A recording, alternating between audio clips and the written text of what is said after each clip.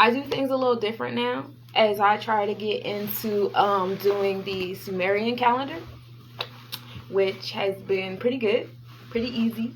You know, I have no complaints about the Sumerian calendar. It's been fun.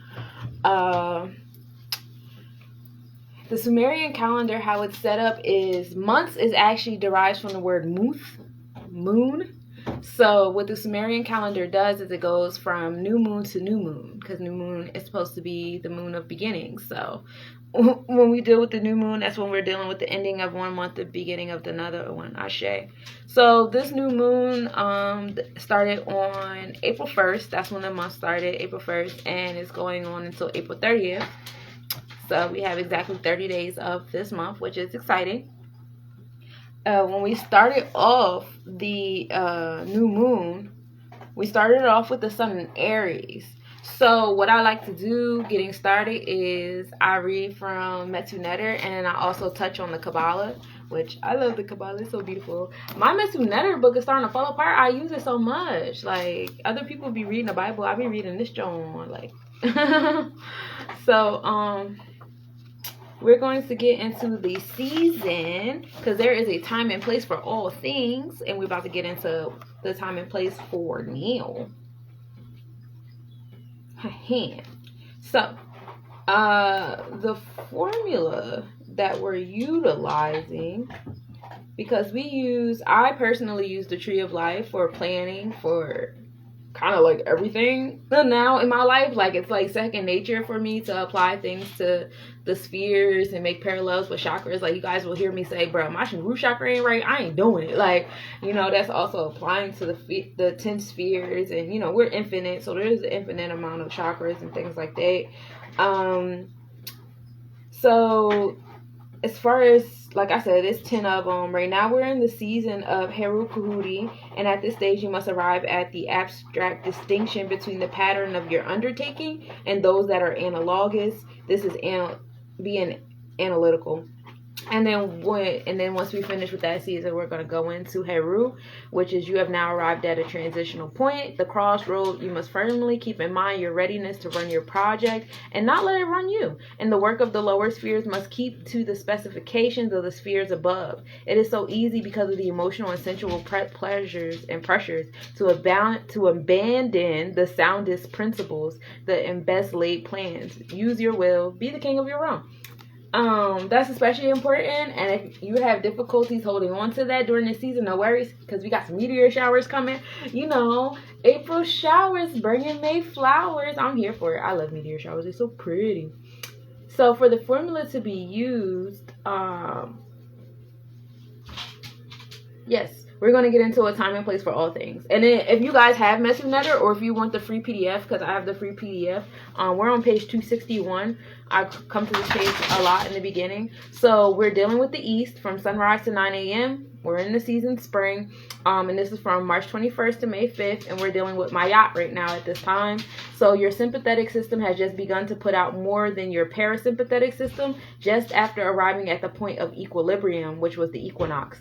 At this time in the cycle, which is the year and day, when the hot and moist energy is in activity, the body is heating up after being remoistened by the inner and outer waters of life when we were in winter time.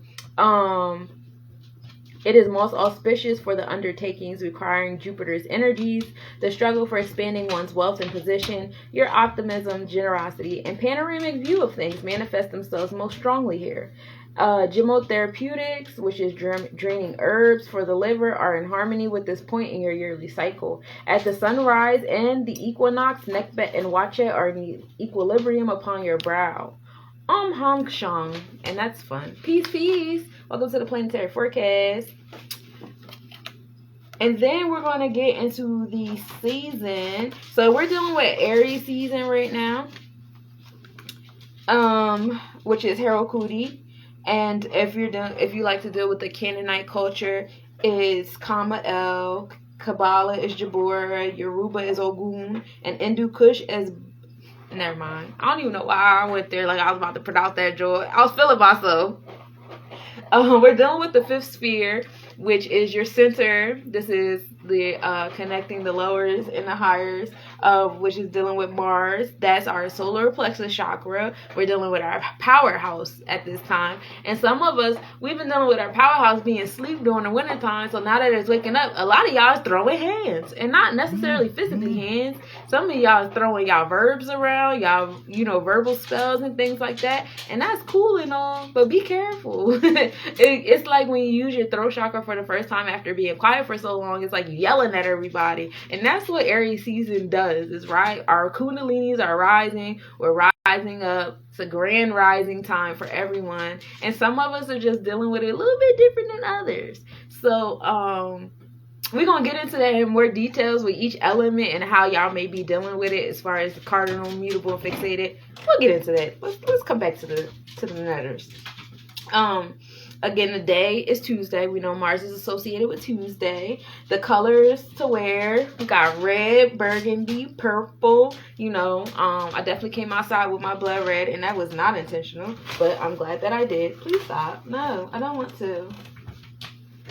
We're dealing with the number 11. The stones is red coral and garnet. So if you guys want any pieces with red coral or garnet in it, I actually do have some pieces. You guys can check them out on the website, letsnobodiescollection.com. I told y'all he was going to get started. He does this every time when I'm doing Zooms, lives, anything. This is what he does. Claws at me. Come on, man, stop. The time of year is the sidereal and full moon Aries and Scorpio. So right now we're in Aries season. Herbs to have during this time, holly, anamu, pine. Oils are pine and cedar wood. Incense, pine, tobacco, and cedar wood. And our spiritual direction is the north. The mundane direction is the southeast. As far as the personality portfolio goes, is through his actions on the kabit, the animal spirit, the hot and dry energy. I'm about to let him out. I'm not doing this. Him being so much. No, get out. Bye. No, not doing that.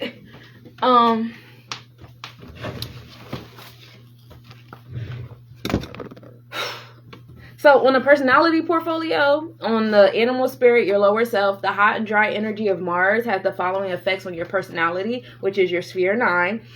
Positive emotional traits is courage manifesting as the lack of fear of bodily harm comes to play, because Aries energy is all about warrior energy, and warriors don't be worried about getting hurt and getting injured and dying and stuff like that. Warriors have a whole different perspective on those things. So we're not even doing it. So during this time, it's you'll see a lot more courageous blows. I know that that whole thing, that whole Hollywood thing, I don't really want to give it too much energy, but just to make a parallel, that's exactly what it is. Walking up to somebody and throwing hands, and that was really on the first day of Aries season, wasn't it? So it's no fear included in that. It's not no hesitation or anything like that. It's definitely a time to any type of challenges or fears you got. This is definitely a time to face them head on before the summer months start and we start really dealing with the emotional energies of our Kundalini rising during this season. You also have being energetic, forceful, enterprising, constructive, skillful, zealous, passionate, delighted, motivated, because we know Mars is definitely big on motivation energy. Negative emotional traits during this time, quarrelsome. If you have any level of imbalance, you're definitely going to be out here starting fights, starting things, making crude jokes that's going to get your ass slapped, stuff like that. Don't do that. Antagonistic, arrogant, impetuous, rash, destructive, violent. I know lately I've been feeling kind of rash on things. My tolerance has been and my tolerance is usually but it just went down a little slither more than usual. I feel it. I feel myself speaking out on more things that I'll usually bite my tongue and be oh, it's okay. The people are okay with this, so I'm going to be, but the last few days it's just been nah, I'm not okay with this. I'm not about to sit here and keep being quiet about this. I'm not accepting this in my space no more. So if you feel that way, it's okay. Just make sure you're not doing it in overabundance. Balance in all things. You may be inclined to tobacco, alcohol, murder, treason, or cruelty unless you're dealing with Ramadan like myself, and we're only doing those things on sundown. Mental traits during this time: being analytical, gaining insight into things, being able to separate things into their parts, and making abstract analogies. That's also something you'll see in the Kabbalah as well. Careers during this time that you might see on the forefront, whether you see them like maybe some what do you call it? Damn, what's the word? Like trending topics, or like when videos go viral, things like that. Also in the news, you might see some things going on with soldiers. Right now we're dealing with like soldiers being posted up in different areas. Fighters, warriors, executioners, slaughterers. This is their time to shine. Athletes, mechanics, surgeons, analytical theoreticians like myself, criminal lawyers, prosecutors, policemen. So expect like a big energy surrounding them, coming through them, coming from them, these areas in life. Spiritual portfolio, we're dealing with justice, detachment, courage, and external obstructions. And then the spiritual function during this season. Let's remember that underlying all actions is the urge to succeed, which depends on following divine law, which is Ma'at. Our protection from all external obstruction is the domain of Herukuhudi.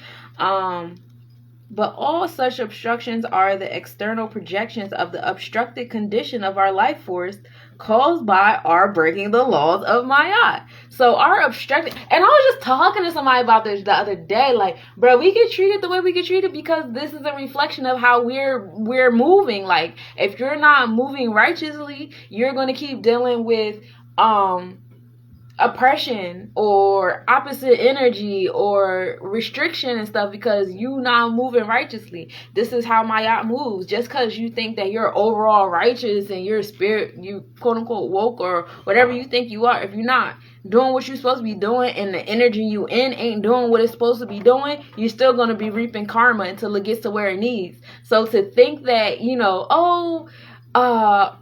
I'm going to give some personal parallels because of my personal life, but to think like one of my biggest peeves right now is with the temples and like the lack of unity. And you say one thing about something that you learned in a different temple and it's like, let me tell you how that's wrong. Like, I don't want to hear that no more. The lack of unity is why we're going outside and not seeing unity. It's why you go outside and you see someone oppressing someone else because this space is oppressing this space over here, or this is doing that over there. Like, it's mirrors everywhere, but you have to be accountable for the mirrors so you can make changes.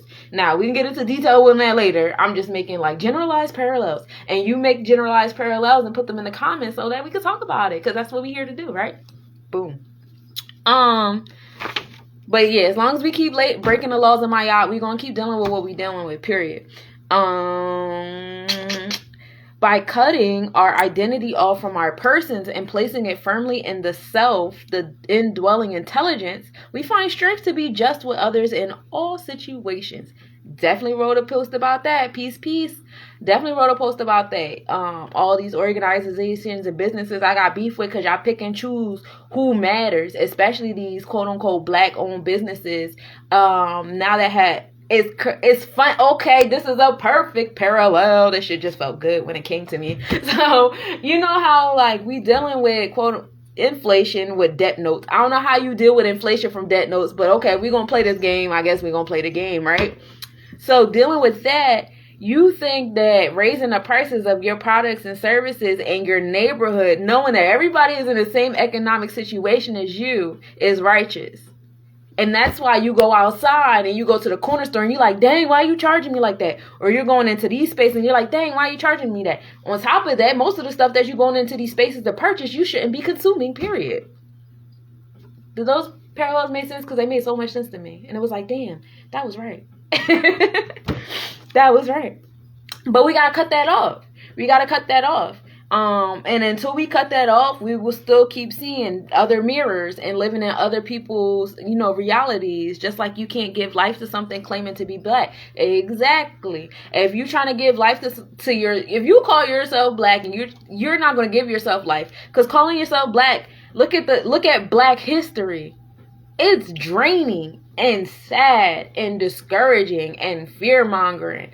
And you think that dragging your own self through that and calling people around you to drag themselves through that as well, and then go and look at someone else and be like, all right, reflect a better reflection, treat me better. That's like me walking around calling myself a bitch, but I want you to call me a queen. That don't make sense. Make it make sense, baby. Call yourself what you want, what you should be called, so that you can be called on how you're supposed to be called on. But yes, another great parallel. We got to cut that off. Cut that person off. Cut them straw men off. All of them. Thus, we receive protection from the Supreme Being. That's what happens after you cut it off. It also gives us the courage to sacrifice our lives for the well-being of others. The failure to detach our identity from our persons compromises our sense of justice and our ability to grow spiritually. So many parallels. And this is Metu Nutter. This ain't even a circle 7, cuz should have people look up queen versus queen. Ooh, I've never looked that up. So now that's about to be a thing. Thank you. But that's what we have for that, and that's how we're starting off this month. All right. And we're going to come back to the next space. I lost my page. Oh, there it is. We'll come back to the next space when we get there. Now, getting into the Kabbalah to cite this, not only I have notes from like years of stuff, but this is also coming from Kabbalah.com, the Kabbalah Center of South Africa. And I'm going to read the overall gist of the zodiac, and then we're going to get into Aries, which is what we're starting in. But like I said, we're doing a Sumerian calendar, so the sun is going to enter, a couple signs during this month. We do not study astrology so that we can learn how to draw up people's horoscopes. Okay. On the contrary, the purpose of the Kabbalistic astrology is to rise above the influences of the cosmos and take over our own lives. So for those of you who are saying, I don't need the stars, you're right, you don't. The point is for you to know what's going on, know what tools you've been given in your EMF, and utilize those tools that you've been given to overcome what's going on. Don't be in the world. Don't really be of the world either. Don't choose either one of those. But stand on the outskirt, fold your shoulders, and just watch with your tools and resources. And when the cosmos move a certain way, you be like, dang, my Virgo look good right in there. And let me go in there and do my work. Stuff like that. But I don't do horoscopes. I prepare people with the tools that they have been given in their EMF, and I tell them, because of where we're at in space and time, how you may be navigating with those right now. But no, we don't do horoscopes around here because they don't make sense. That's why they're so generalized. It's like, oh, you might cry this week. Of course I'm gonna cry this week. What you mean? If it was like a Cancer horoscope, of course a Cancer's gonna cry this week. What week do they not be crying? Stuff like that. So that's why I don't really do horoscopes. I don't do those. I don't do those in my readings either. So moving in, the zodiac sign in which we are born transmits to us all the negative and positive traits that we will need to affect our own transformation. However, the signs of the zodiac are not the cause of our personality traits. They're actually the effect. And our karma from previous lives determine what sign we need to be born under in order to acquire the necessary traits and attributes that allow us to correct and transform previous negative energy. I love the Kabbalah so much. It's so beautiful. The zodiac is merely the mechanism that the soul uses to ensure that particular qualities are infused into it at birth. The patriarch Abraham was the first Kabbalistic astrologer about 3,800 years ago. He wrote a book called Sefer Yetzirah, the Book of Formation, and contained within it are all the secrets of the universe, including the knowledge of astrology and cosmology. I'm slowly making my way to the book. I ain't there yet, but when I get there, we gonna get there, because y'all know I love y'all, and whatever I know, we know. As we delve into the Kabbalistic astrology, right away we find one significant difference between it and the conventional astrology. Kabbalistic astrology uses different calendars, and while the conventional astrology is based on the solar or Gregorian calendar, the Kabbalistic astrology uses the Hebrew calendar, which takes into account the positions of both the sun and the moon. I take into account all the planets. So I do Sunshine's Calendar. We're going to talk about all the planets and celestial beings and pathways and etc., because they all have EMFs.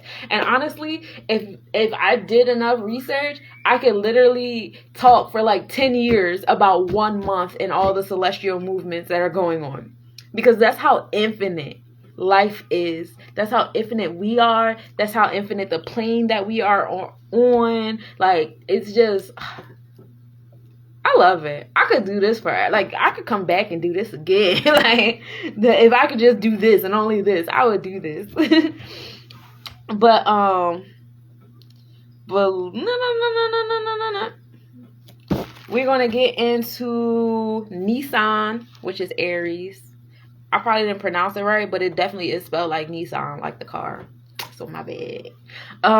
Aries is the first of the fire signs and the first sign in both the lunar and solar astrological signs. So this is, and you know what? It's the Gemini in me. I'm not going to do that. Even though the Hebrew calendar recognizes Rosh Hashanah as the new year, Nisan is actually the first month of the calendar year. So those born under the sign of Aries are typically powerful, energetic, vigorous, pioneering, aggressive, progressive, militant, and domineering. Yeah, all the Aries I know are like this. They're big energies, and they'll either trigger you or intrigue you, but never both. They intrigue me. I love Aries. When it comes to fighting, they will do anything to be the winner and the first to hit the target and defeat the enemy. Historically, the month of Nisan marks the Israelite exile from Egypt, the beginning of the journey from slavery to salvation, from bondage to freedom. According to the Kabbalah, this month provides us with the cosmic strength to break free of all limitations and bondage of any kind. Nisan allows us to leave behind the personal blockages that prevent us from achieving true freedom in all areas of life. The same energy that was revealed when the Israelite left Egypt is revealed every 14th day of Nisan, when the moon is in full force. Nisan is ruled by Mars, the planet of war, which allows us to wage war on the conflicts in our own lives. So this is the time to do it, y'all. Peace, peace, everybody. It supports us in infusing the year with the right consciousness in any war zone, whether it's been between nations, people, or in our conflict that rages between us on a daily basis. The fight between the desire to receive for the self alone and the desire to share. The opportunity to redesign our entire year, to implement order instead of chaos, freedom instead of slavery, falls on the 14th of Nisan. That is a special day. Write that on your calendar right now. At the event commonly known as Seder, each one of us have been given... I know I ain't pronounced that one. Each one of us have been given the power to utilize this cosmic window and reign victorious in the battle against negativity. Now, with us dealing with a cardinal fire sign, now I'm going to get into you guys with elements. Now, granted, we're all the constellations. It's just a matter of where your constellations are placed. If you need help with your natal chart, I do that. Why you ain't come to me yet? You better come to me before my prices go up.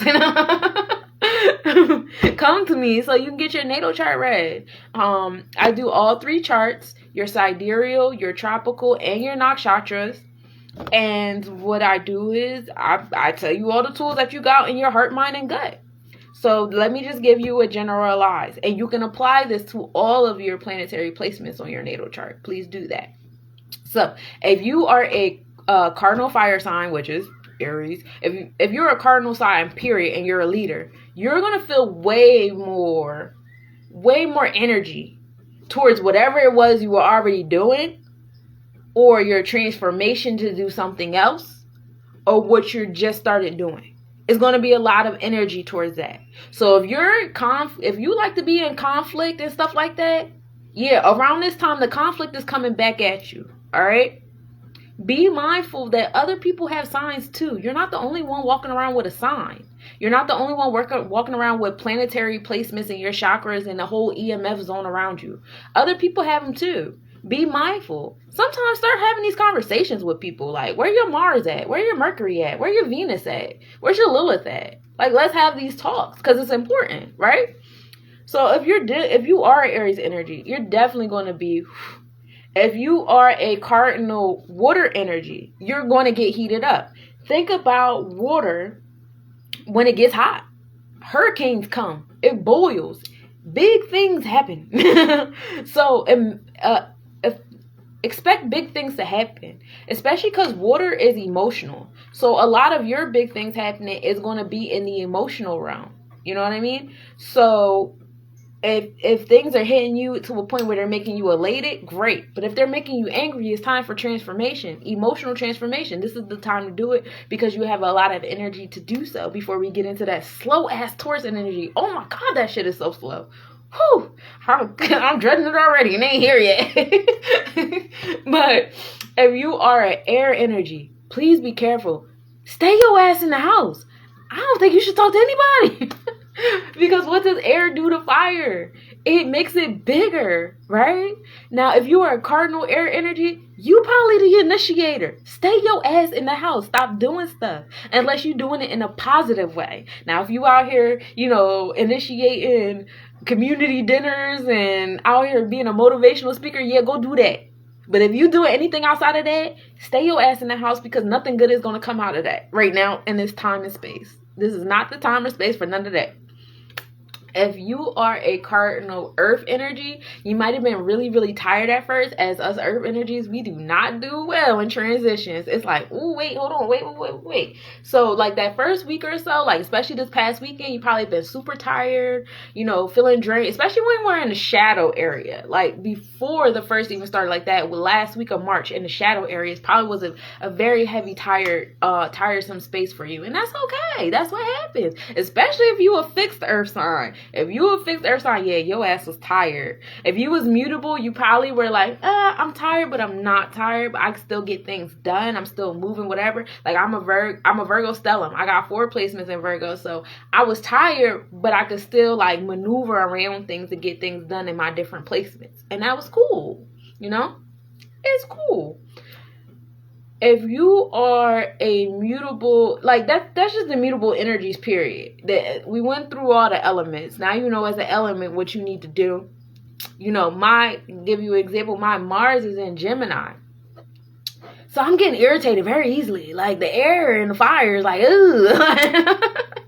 But it's also a lot of energy and motivation and things. So it's a nice like little come together. Like I told y'all about the Virgo and the fire. I hope I'm making enough parallels for y'all to where y'all able to make parallels by yourself because y'all not talking to me. I'm a teacher at heart, so like the call to response is like a little bit important, but not really. Y'all, I just want to make sure y'all get it. That's all. But yeah, that's basically what it is we went over the 4 elements and fixated. If you fixated in the fire energy, be careful during this time. A lot of things that you have started up or conjured up, they're definitely going to come back at you. Your energy is probably way more triggering, intimidating, or intriguing than what it was before because you're fixated in fire and we're dealing with a cardinal fire. So like this energy is for you. However, be mindful if you're around water signs that are just overly emotional right now. If you're a fire sign, you're dating a water sign, like this is not the time for you to be doing like chill out on them a little bit. You might be bullying them up. You might be, creating things in them. Be patient with your earth signs. If you're a fire sign and you have earth sign children and it seems like they dragging right now, be patient, be present. They're gonna adapt and move around. Like my Taurus baby, he be sleep. He sleep. I mean, he not sleep right now, but he be sleep. Okay. Like, that's what we doing. That's the beauty of unlearning. When you wake up, then we'll do free drawing and we're going to start our math and stuff. We on our own timing over here because clocks where? Nowhere. All right. If you are a fixed fire sign and you're dealing with like other fire signs, all of you guys are energetic. If you are a very jealous person, it's not time to be jealous around other fire signs because all of y'all are shining. I suggest you don't be around other fire signs because they're going to make you feel uncomfortable, inadequate, things like that. If you already feel insecure, they do nothing but make it worse for you. So I hope I made enough parallels with that. I'm going to bring that to a close. We're going to come back to that throughout the reading though. No worries. So that's what the sun was doing in Aries. On April 1st, when we had our new moon, the sun was in Aries at 11 degrees, 57 minutes in the 8th house of Pisces. 8th house is a house of transformation. It's a house of making things anew. So for those of you that are feeling very much fired up, about creating transformation, very much fired up about being in spaces of power, about getting things done, you in alignment, baby. You good. And this is being ruled by Pisces, so it's in your subconscious. Your spirit is telling you. I've had so many people come to me recently and this week alone be like, yo, spirit been talking to me a lot recently, but like on some aggressive shit. Like I can't not hear it no more. Yeah, baby. That's that Sun and Aries Pisces energy. Your dreams about to be popping if you are headed. Your experience is about to be crazy if you are headed. Please stop being hard headed. This is not going to work in your favor. Just go along with stars. Just put your arms up and start floating, please. It's time to do that. If we're dealing with the sidereal, because we know that the tropical deals with our mind, the sidereal deals with our heart, and the nakshatras deal with our gut. Okay, so when we deal with sidereal, we're dealing with our heart, and actually the sun is still in Pisces energy on our heart, so we're still tapped into that subconscious. The subconscious still has a hold on us. We are in the 7th house with that, which is our house of balance and fairness and justice, still tapping into that Maya energy either way. So like, tap into your dreams. Keep a dream journal, listen. And it's not just like, oh, I'm asleep and my eyes are closed and I'm snoring and I'm in, REM, whatever. It's not just that. It's daydreaming. When you stare at the wall and you're not here anymore, what are the thoughts that are coming in your mind? When you meditating, what are the thoughts that come in your mind? When you pray, what are those sounds that come back in response? It's not, sometimes we sit here and convince ourselves like, oh, that was just my thoughts. No, baby. Listen. You not listening. Listen. Okay? It's okay to listen. I know sometimes some thoughts that come in our heads be unfavorable. Also use discernment. Don't just listen to everything. But I know sometimes those, thoughts come in our head, they sound unfavorable, or I won't have no friends, or I can't do this. So what? If you decide not to listen, it's going to be taken from you anyway in a forceful way. Is that what you want? No? Oh, all right then. Listen. Okay. And that's what we're dealing with the sun.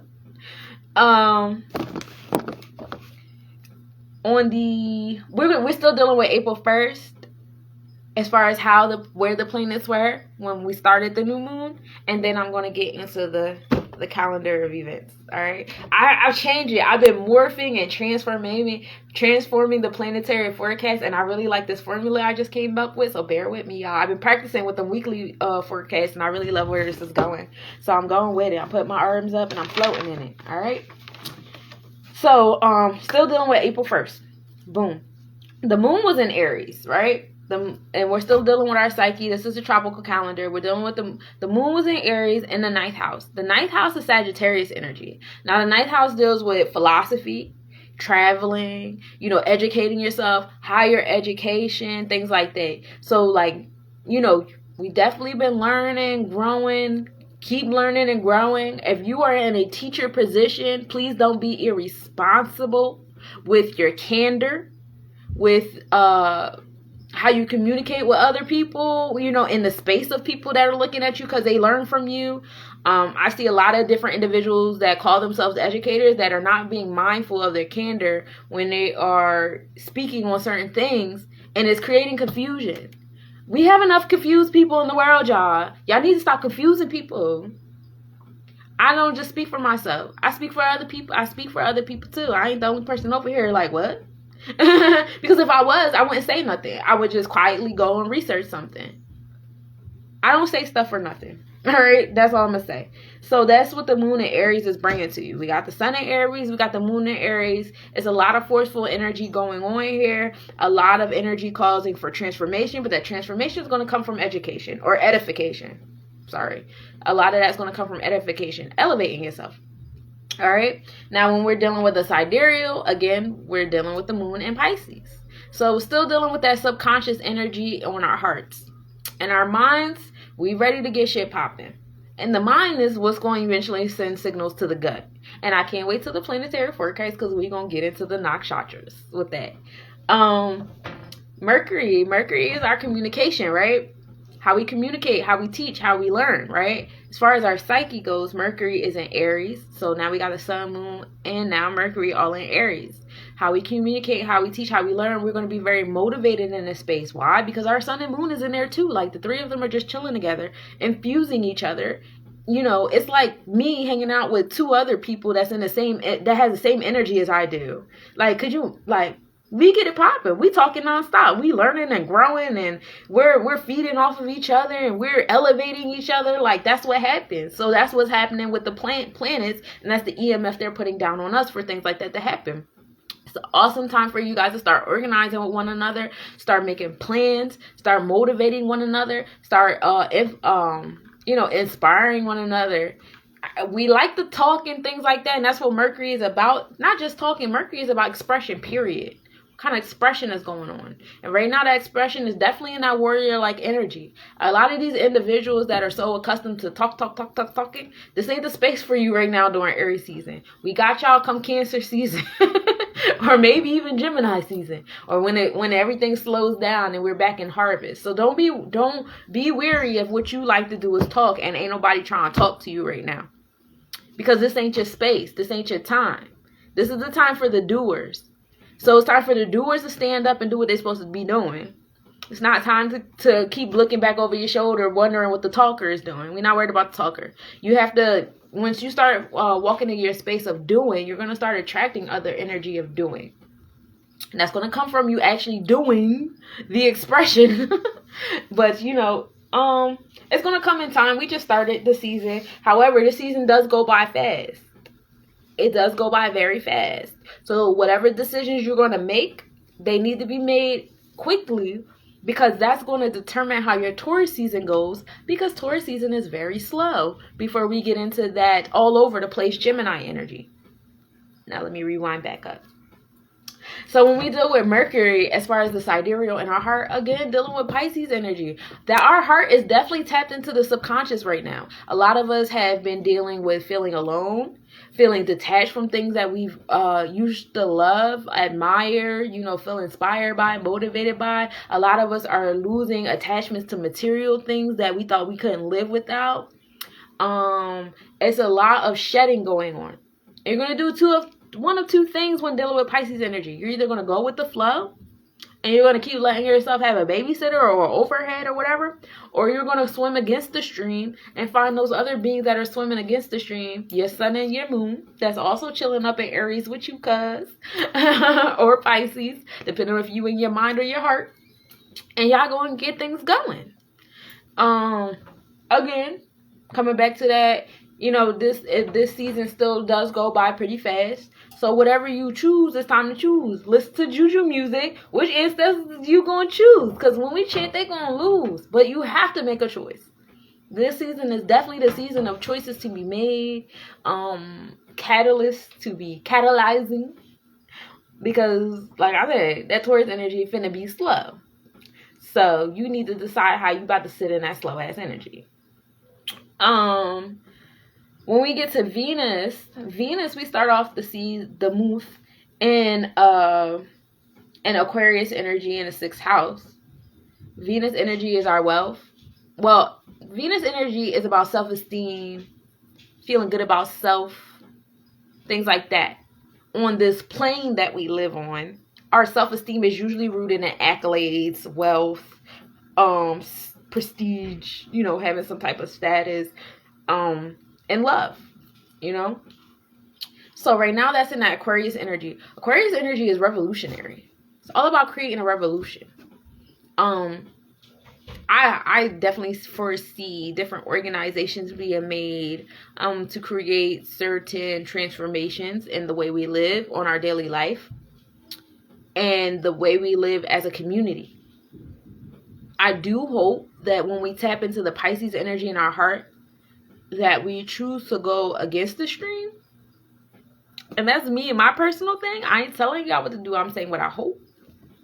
Because if we don't, we're going to be forced into a lot of different things.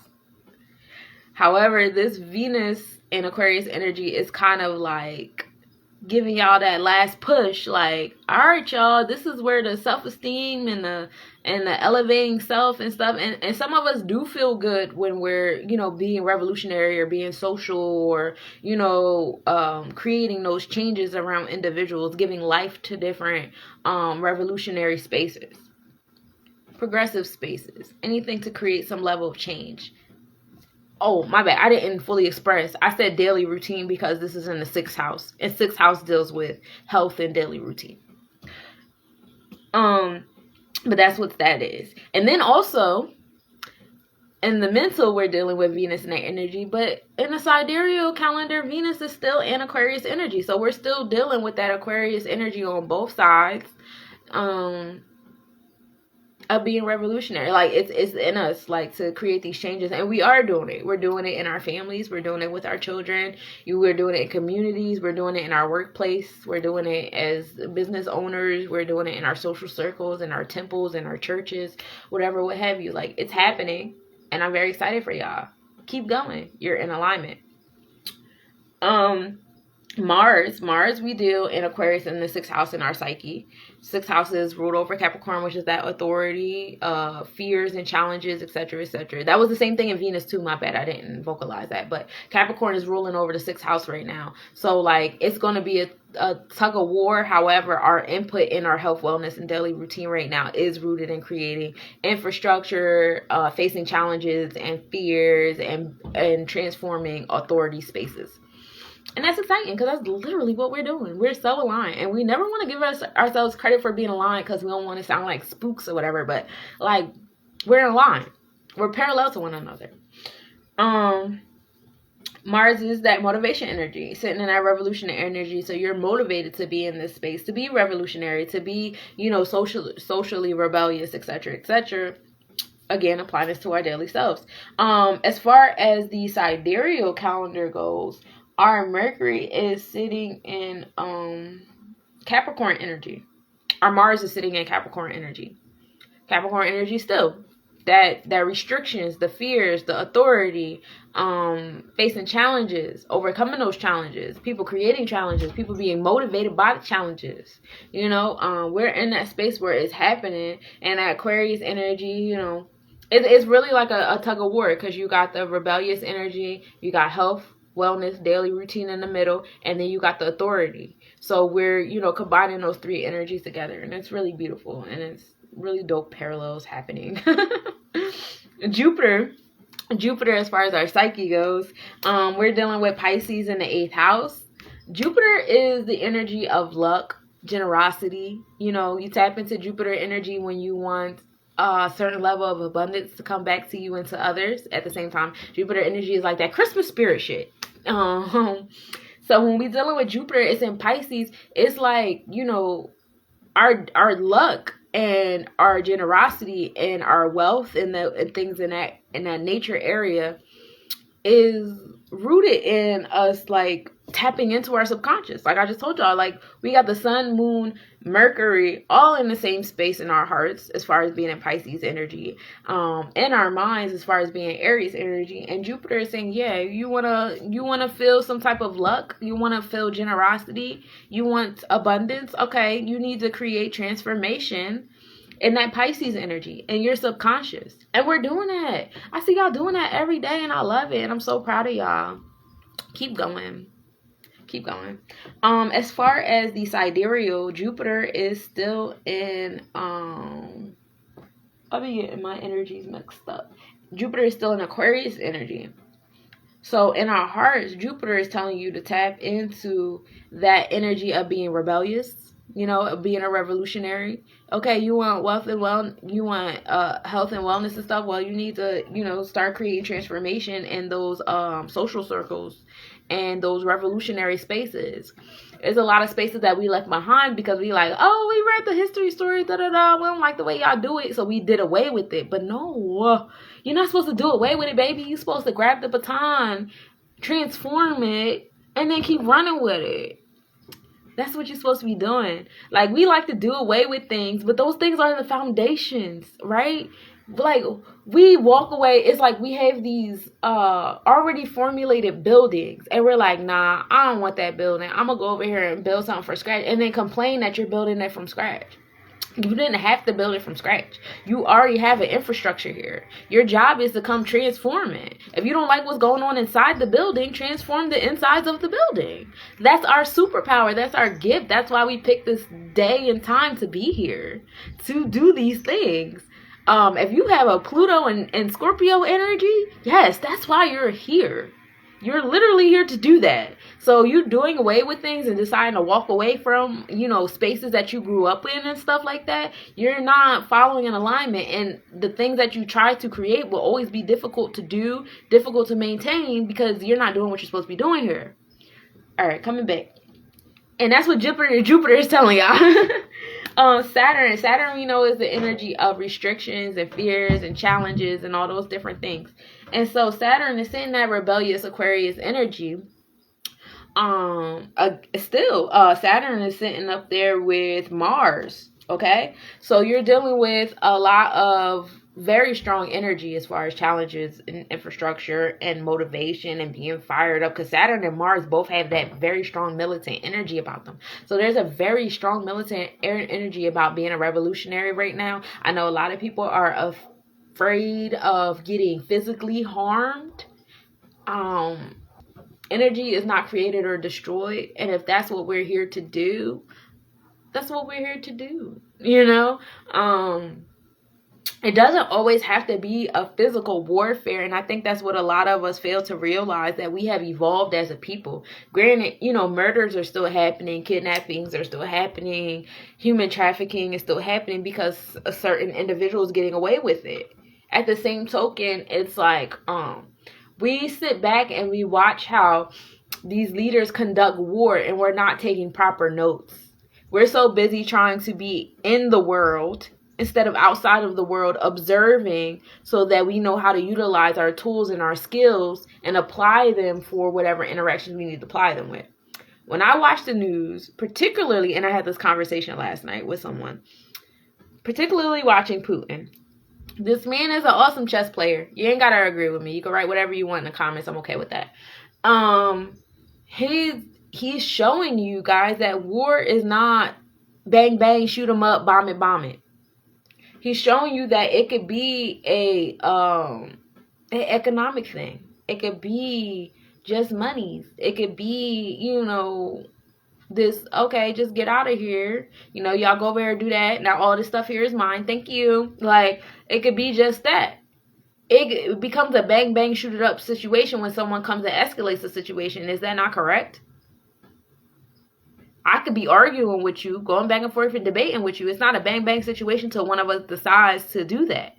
But if neither one of us want to get physically harmed or deal with any of the repercussions of that, we both know it's not going to get to that. It's not going to get further than this.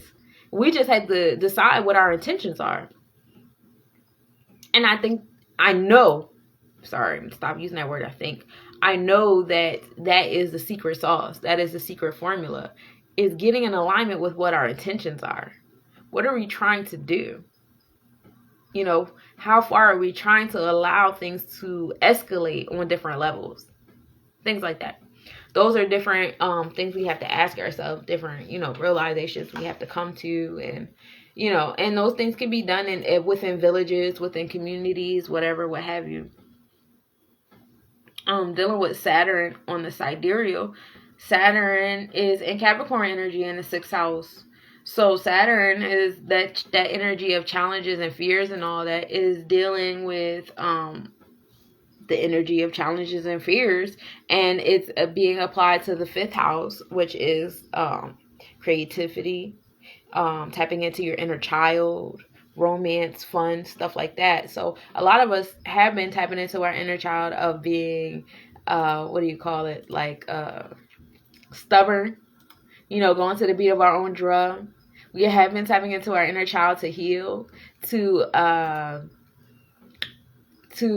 give ourselves what we need to get through certain things, like that confidence that kids have, that inhibition that kids have. We got to tap into their own things of ourselves. And I tell people the best way to do that is to talk to your elders that actually raised you and seen you since you were a child, and was and can answer those questions, like, how did I behave? Were y'all able to tell me what to do? Did it work out? How did I behave when things didn't go my way? Things like that. And be mindful of that, because you might be still exhibiting that in adult behaviors, but it's still, and you have to ask yourself, well, is this in alignment with my intentions? Is this what I want to do? Is this the message I'm trying to convey? Is this giving me the responses that I want? Those are different questions to ask and answer.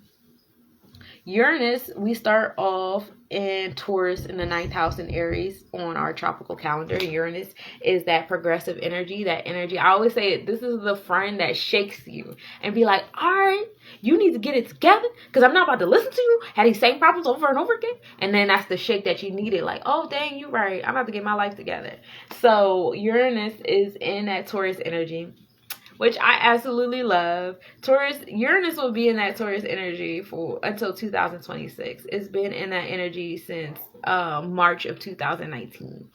So I like it in this energy. I see it very much as far as like I said, Taurus energy is related to Venus. So it's about self-esteem. And unfortunately on this plane, self-esteem is rooted in accolades and materialism and money and mainstream definitions of love. I am grateful for the dismantling of Disney. Maybe now we can also dismantle the pedophilia in Disney with those Disney princesses. Some of them were children dating grown-ass men, and nobody want to talk about that. How the princes that came and saved them were grown and they were still children. Also the romanticizing of being kidnapped and other just crazy things when you really think about some of these Disney movie storylines that we grew up with. We ain't even talking about the stuff that they trying to put on our kids, but the stuff that just we grew up in alone. As far as that being applied in our love life, we're seeing transformation. And I see a lot of my goddesses that are super in tune, and my gods as well, that are super in tune and growing and learning and listen to themselves. They don't even want to be with nobody right now. People are breaking up with their partners. People are falling in love with being alone. People are falling in love with transmuting what love and romantic relationships even look and feel like. They don't, I seen a few people that came to me I don't really feel for this permanence type thing. I'm always growing and evolving. What if I want to meet someone for a little while, or maybe I have a stable person, but I could still go out and he could still go out and things like that.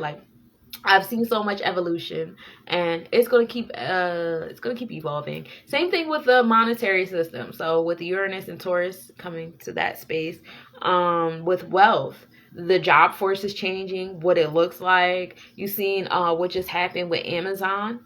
Again, under these stars, unionizing. People have mixed reviews as to the effects that's going to come out of that. We have people going towards being entrepreneurs, people deciding to do away with the economic system altogether, people learning how to become private citizens. This is all Uranus and Taurus energy, okay?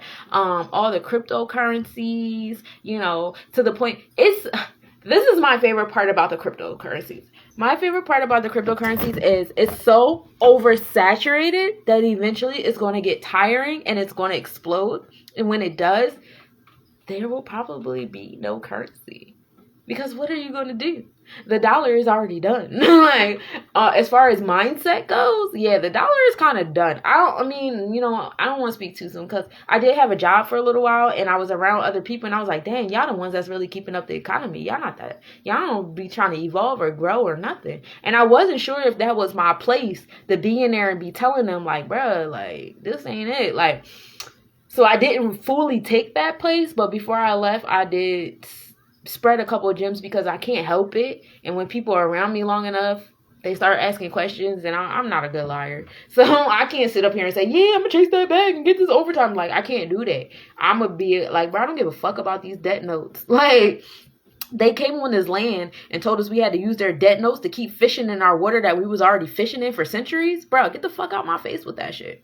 Like, how dare you? I was probably one of the Native Americans that died, like, early on. Like, as soon as they came on the land, I was the one that burnt, what was it, Christmas? What was the name of their first settlement? It was the name of a holiday. I want to say it was Christmas or Easter. Oh, Navidad. Was it Navidad? I think it was Navidad. I was probably one of them. Like, y'all got me on site. I got snitched on because, this is not what we finna do. You're not about to come out here and do all that. And I feel like that now. So, despite the fact that we've been oversaturated in it so long, I still feel like that now. And I apologize for nothing. Anyway, as far as the sidereal, Uranus is sitting in,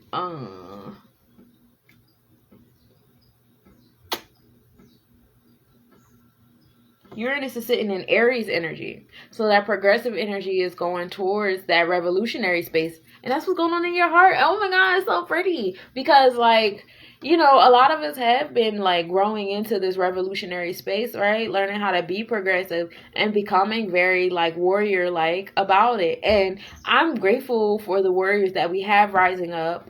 I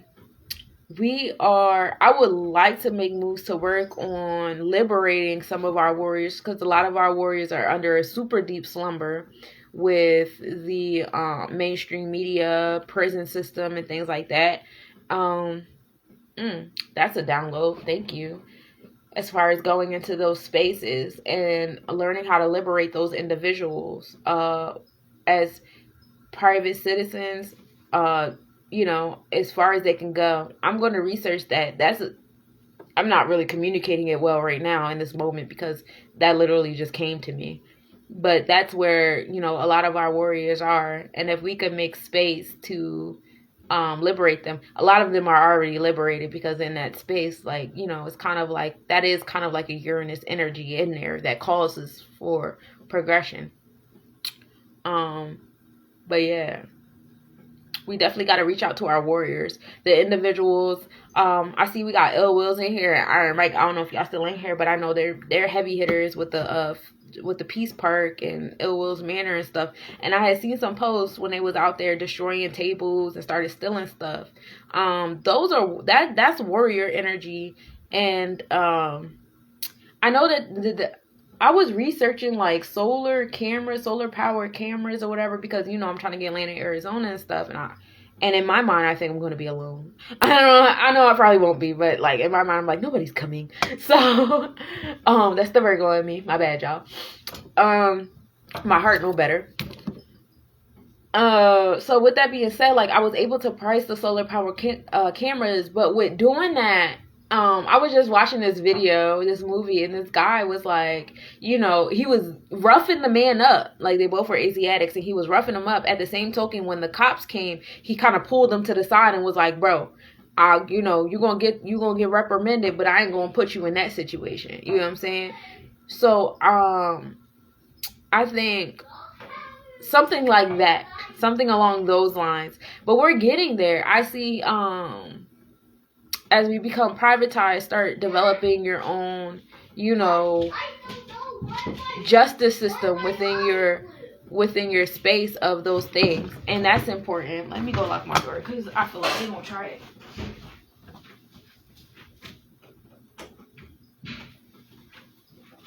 But yeah, with us becoming privatized, and I seen that, you have USAR creating a government and stuff, and there's being, our own, like, justice system being created and stuff, and that's important. So, like, we have to start utilizing and implementing those spaces, and people that are in those spaces, that are making space to do that actually want to do those things, especially if you're someone who doesn't.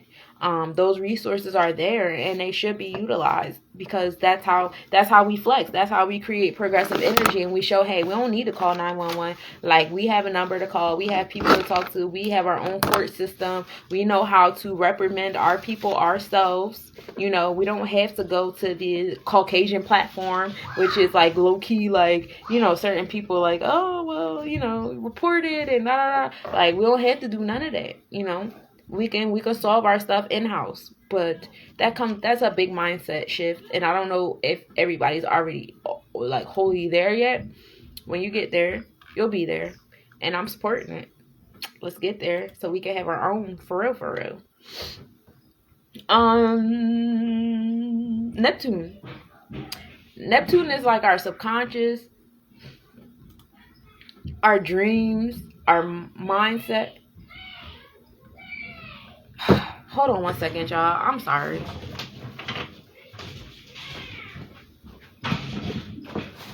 What is happening? Why are y'all doing that? Why are you doing all that? You need to go sit down somewhere.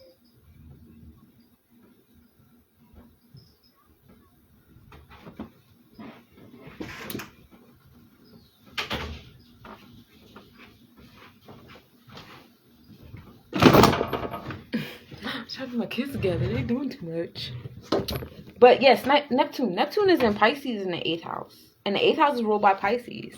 So again, bringing back that energy of transformation in your subconscious. As far as, are you going to be the fish that goes along with the flow or the fish that goes against the current? We still tapped into that energy. It's in our subconscious. Our subconscious is getting very, very loud, and the planets are aligned to create those portals for our subconscious to get louder and louder. And that's really exciting. And don't be scared, and learn how to listen. That's the big thing right now, is learning how to listen. Be patient, be present, and be a receptor. You got melanin for a reason, baby. This is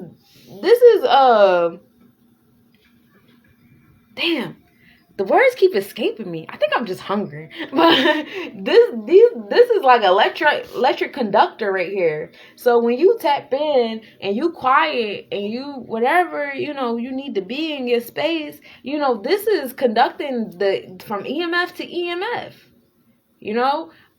Tap into that. Learn how to sit still, be still, and listen, because it's a big transformation happening in our subconscious, and we're collectively transforming. And if you out here, and be mindful, I listen to Bobby Hemmett greatly, and there's 3 kinds of people in the world. You got your intellectuals, you got your conscious people, and you got your Autobots. Okay, your intellectuals is the people that can recite everything off the book. You sit here and you say something about your subconscious. They're like, can you cite that? Can I get a citation? Can you quote that? Can you do? No, baby. Listen. And this ain't even the whole thing. This is like 12 years. You see all these pages in here? I'm not quoting shit. I done read all these books. I put in the work. I don't have to do nothing. Okay? My thoughts come to me now. I don't have to do none of that. I read books because I want to at this point. You feel me?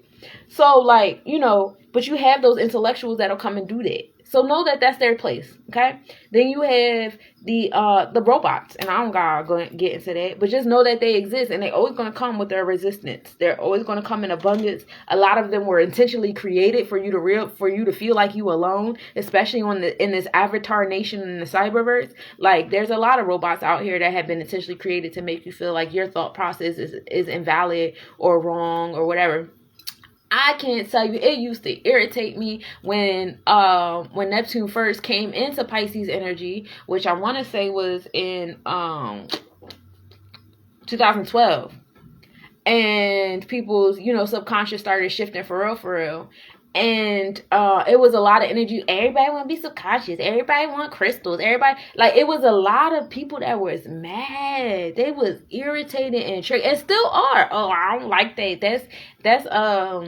That's witchcraft. That's demonic. That's this, that, and the third. Well, if you do wordplay, all those things that we thought was demonic and all that stuff is actually the stuff that we need. It was actually wordplay on our words. They created emotional attachment to words, to sounds, and kind of twisted our expression around. Be mindful of that. It's a lot we have to unlearn. It is very deep, y'all. But the more you tap into your subconscious and let your subconscious speak, and speak it out loud. I know some of y'all like, I don't want to say what I want to say out loud because I ain't read it in the book yet. Why do you need to read it in the book? You got it from the source. Who do you think Ra on the Fear Amen wrote this book? Where do you think he got all of this from? Let's look in the book. Where he got all this from?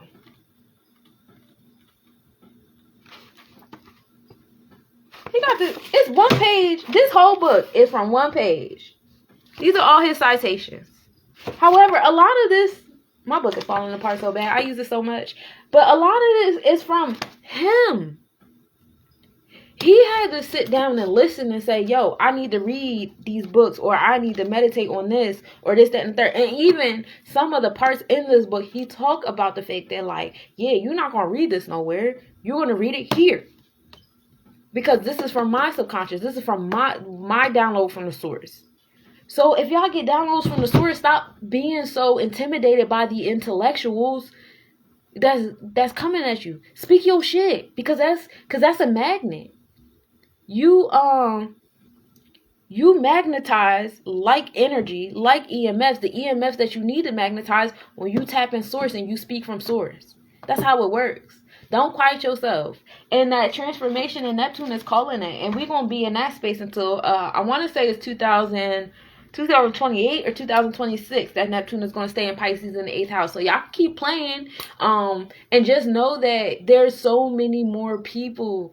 And that's another thing. Y'all got to be patient with y'all friends and y'all family members, because we got many more years of this Neptune and Pisces energy. We got many more years of more Pisces alignments and stuff like that. Like right now, we all in alignment with our bottom planets are in alignment with Capricorn and Pisces. So and next year in our sidereal calendar, we're going to have even more Pisces energy on our bottom selves. You know what I'm saying? Well, this is our bottom selves as far as physically speaking, but this is our higher self when we speak in chakras. Because Neptune, it deals with, I want to say, your third eye chakra. I be talking in spirals and sometimes I lose myself. But yeah, be patient with your family and friends. You know, be present with them, because we have a few more years with this Neptune and Pisces. So even though people didn't catch on to things when you did, you know, I've been on this journey since my son was 2 and he got sick. And that kind of was the catalyst for me to get my life. Honestly, the catalyst for me to get my life was when I found out I was pregnant with him. Really was. That was the first one. And then again, the next one was when he was 2. That's when the healthy eating and the desire to, you know, tap into my spirit became even more loud. That doesn't mean that people that are just not coming around in this moment are not worthy of some type of acknowledgement or respect. That's a big reason why I tell people, like, I understand that, like, you outgrew your crystals, you outgrew you know, the planets and stuff. You realize we're bigger than all of this. But understand there's people that's just now learning about it. They deserve a space too. We can't completely get rid of those spaces just because we don't need those spaces no more. There's people coming up that still need those spaces. That's like me joining the board of education and being like, all right, fuck teachers. How you do that? Who gonna teach the kids? There's still kids out here being born. There's still kids out here that need to be taught. Just because you're on the board of education don't mean that teachers and principals and guidance counselors shouldn't exist no more. That's not how it works. Respect the stages because you went through them already. Don't be so arrogant. That's when your arrogance get in the way. That's when we dealing with the wrong stuff. Don't do that. Be patient with these people. And also know that it's not your objective to heal people. If you have a friend or a family member or even a spouse, I tell people all the time, it is not your responsibility to heal your spouse. And I am learning that through experience. You cannot be your spouse's healer and partner. They have to pick one, or you have to pick one. You can't be both. Now they can come to you and be interested in you and learning how you do things, but they cannot come to you for healing. They have to go to a healer. And if you are a healer, you should not be healing your family and friends and stuff. You should tell them, oh, you need to go to another healer. You need to heal people that come to you directly for healing, and that's it. Because what happens is they'll listen to your message and they'll be like, oh, it's just Sunshine. I remember Sunshine when she was in Camden. Like, that's how they're receiving the message. No, don't receive it like Nika and Camden. Receive it like Sunshine in the spaces right now. And that's what a lot of people fail to be able to do. And that's why I be sending my friends to y'all. I don't be out here healing my friends. I might do a reading or two for family members because, like, they like the way I do it. But when they need to be healing and doing works, nah, you go over there because that ain't for me. I can't do that for you. Like, that's not what we finna do. And just be mindful of that. Be mindful of that there's certain energies that are already intertwined and connected and fused together that negate you from that full ability to heal them. You have to take them to an actual healer, and you take your place as their friend or their family member, or their partner, or their soulmate or twin flame or whatever it is. You know what I'm saying? That's how that works. As far as the sidereal goes in our heart. Now, in our heart, Neptune is still in, what is that? Aquarius energy. At the same token, it's about to start within this year. No, I want to say within maybe next year, the sidereal calendar will start to enter into Pisces. So we're still in that revolutionary energy as far as our subconscious goes in our hearts. I love all this revolutionary energy in our hearts, but then our subconscious is starting to take a play. It's like a nice combination of the both, and that's very important. Pluto is that energy of transformation, secrets, power, death, all that fun stuff. For those of you who are getting into your natal charts, and Pluto, as far as the sidereal and the tropical, which is your heart and your mind, are both in Capricorn energy. So we are like wholeheartedly, whole-mindedly putting transformation into our authority, challenges, fears, our infrastructure, discipline and stuff like that, and all of that is so important and so exciting. I'm so excited for us. And it's going to keep going because Pluto is actually going to be in this energy until 2028. And that's cool. So,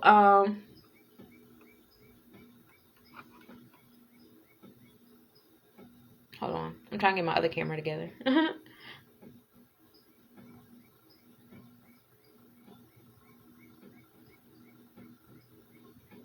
This is so slow. Why is it so slow? It's just a little delayed. My bad. I kept knocking it. But yeah, so that transformation is going to be in your challenges and fears and things like that. The different obstacles you set up for yourself and stuff like that. Don't be discouraged about that stuff. That stuff is here for you to create muscle. It's not here to discourage you. And we've been dealing with, Pluto and Capricorn energy for a minute. Oh yeah, I'm gonna post it again. It's actually gonna be on my YouTube and on my Facebook, so I got you, sis. But yeah, Pluto is gonna be Capricorn energy for a minute. We're gonna be creating more ties to one another as far as like dismantling the authority in different areas, whether it's in your family, in your workplace, in the economy, in the government, in your neighborhood, in your home, etc., etc. All of that stuff is being transformed. Secrets are coming out that is assisting with the transformation. People are opening their eyes and they're becoming aware of knowledge, and it's just gonna keep going, and it's very nice to sit back, eat my popcorn, and watch y'all. I'm enjoying myself. This is a very good time to be here. The true node is like the path of the moon, but the moon, it represents the traits that you either need more of or less of in this journey. So the true node right now is in Taurus energy in the 10th house. That is in the tropical and the sidereal. We are exiting out of Aries and slowly getting into Taurus. So just tapping into that self-esteem, that self, uplift, or my insecure babies in the back that's sitting with me in the corner of the room being quiet. Like, dang, I don't be trying to ruffle no feathers, but my soul is like, I be trying to contain my soul. I don't really be trying to ruffle feathers and be confrontational with people, but my soul be like, nah, this is not what we about to fucking accept. Like, we not doing it. Like, that's the boss in my head. So, like, I can only do but so much. Like, I try my best to be quiet and be in a corner, but the more in tune I get with myself, the more I meditate. I'm doing this Ramadan, John. My spirit is getting loud, y'all. It's getting harder and harder to contain, to the point where, like, I might not be liked by some people by the time I get done this next 365. It might be more people that fall to the waistline because they're gonna be like, yo, I ain't really rocking with her. And that's cool, because I don't really rock with a lot of y'all neither. I just didn't talk about it yet. because I'll be over here trying not to ruffle feathers. But like, it's a lot of y'all, I don't really like how y'all move. It's not in alliance with us being revolutionaries. It's not in alliance with us building better communities and a better alliance amongst each other and all these other things that I spoke about. It's not mirroring the cosmos. And if you're not mirroring the cosmos, you're not in alliance. You're not.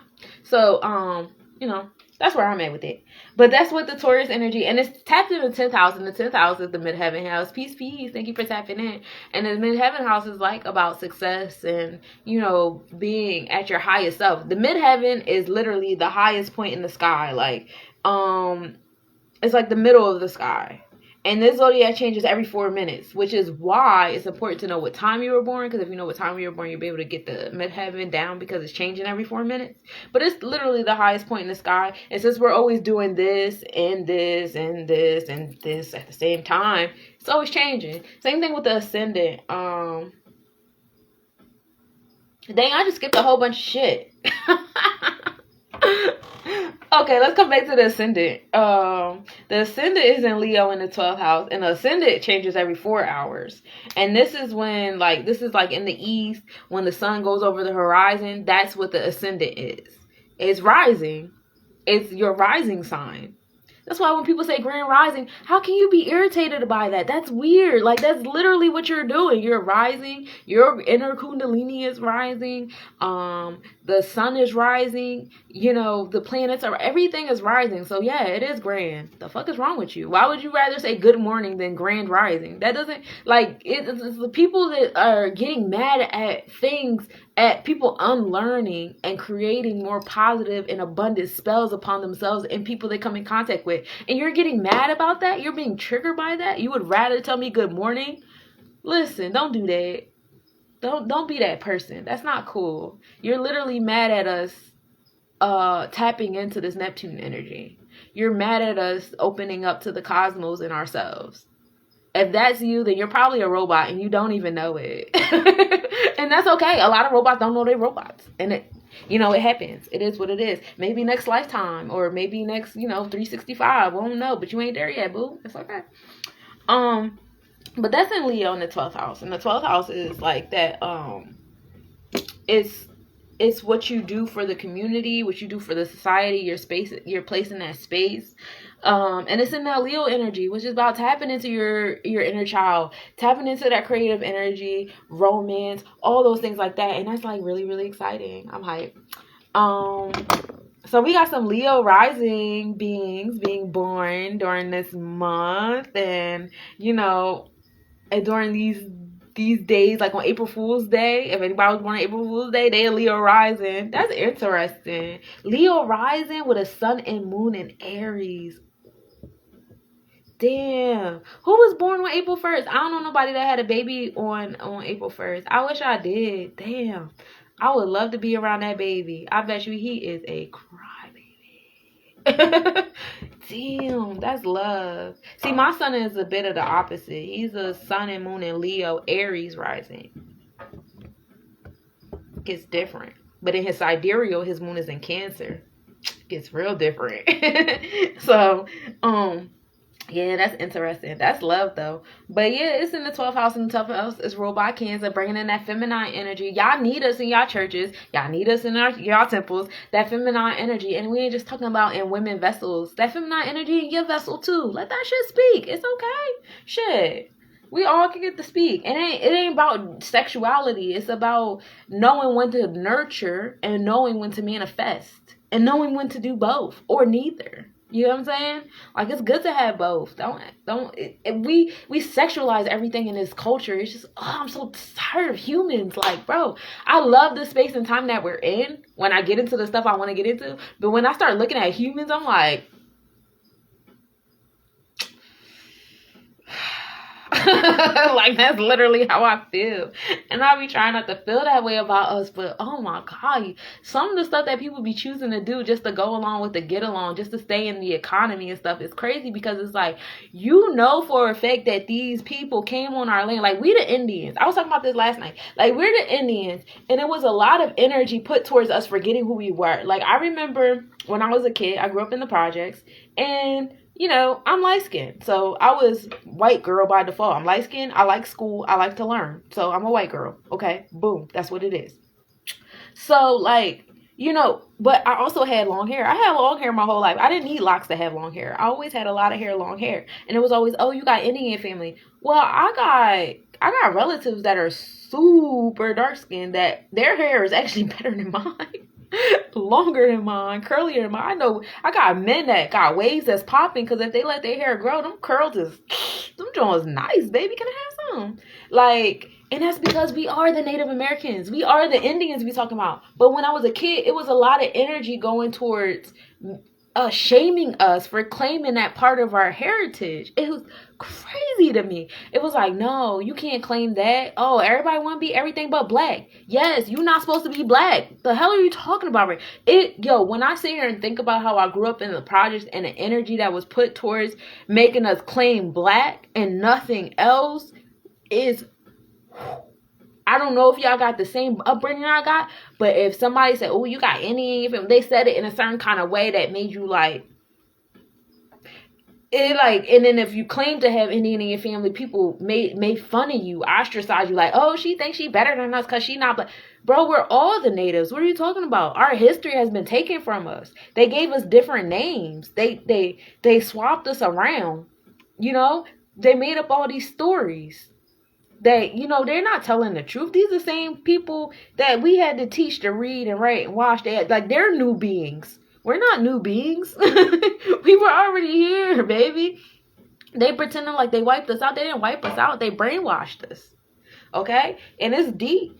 But I don't even know where I came from with this. How I even got here. But we here. We here in this conversation right now. But that's what it is. I told you my Mars is in Gemini, so I can talk in spirals and be like, dang, how did we walk here? I don't even know, but we got here, and I hope y'all felt that. Maybe one of y'all needed to hear that or something. I don't know. But yeah, that's what it is. So, we did the Ascendant, which is in Leo. And as far as the sidereal, Ascendant was in Cancer. So we had a bunch of Cancer babies being born too in their heart. So they emotional, but they also arrogant at the same time. Good luck with that, mommies and daddies, for the mommies and daddies that had their baby on April 1st. That's crazy. In the midheaven, we're in Aries in the 9th house. The midheaven is the middle sky, and that's what changes every 4 minutes. It changes 1 degree every 4 minutes, so it takes what's 30 times 4, so it takes 120 minutes. That's 2 hours. It takes 2 hours to change the zodiac. Thank you. I try to plant my seeds where I can. So yeah, it takes about 2 hours for it to change the zodiac. At this particular time, which was midnight, midheaven was in Aries, living his best life. And it was in the 9th house, which is the house about philosophy and learning and growing. And I love the fact that Aries is on top of the 9th house right now. So it's like a lot of motivation and you gotta learn, and don't be upset I won't tell you how to feel. How do I word that? I wouldn't advise being upset or internalizing things emotionally when you come across these revolutionaries that are choosing to yell and stuff like that, because they're very tapped into this Aries energy. You know what I'm saying?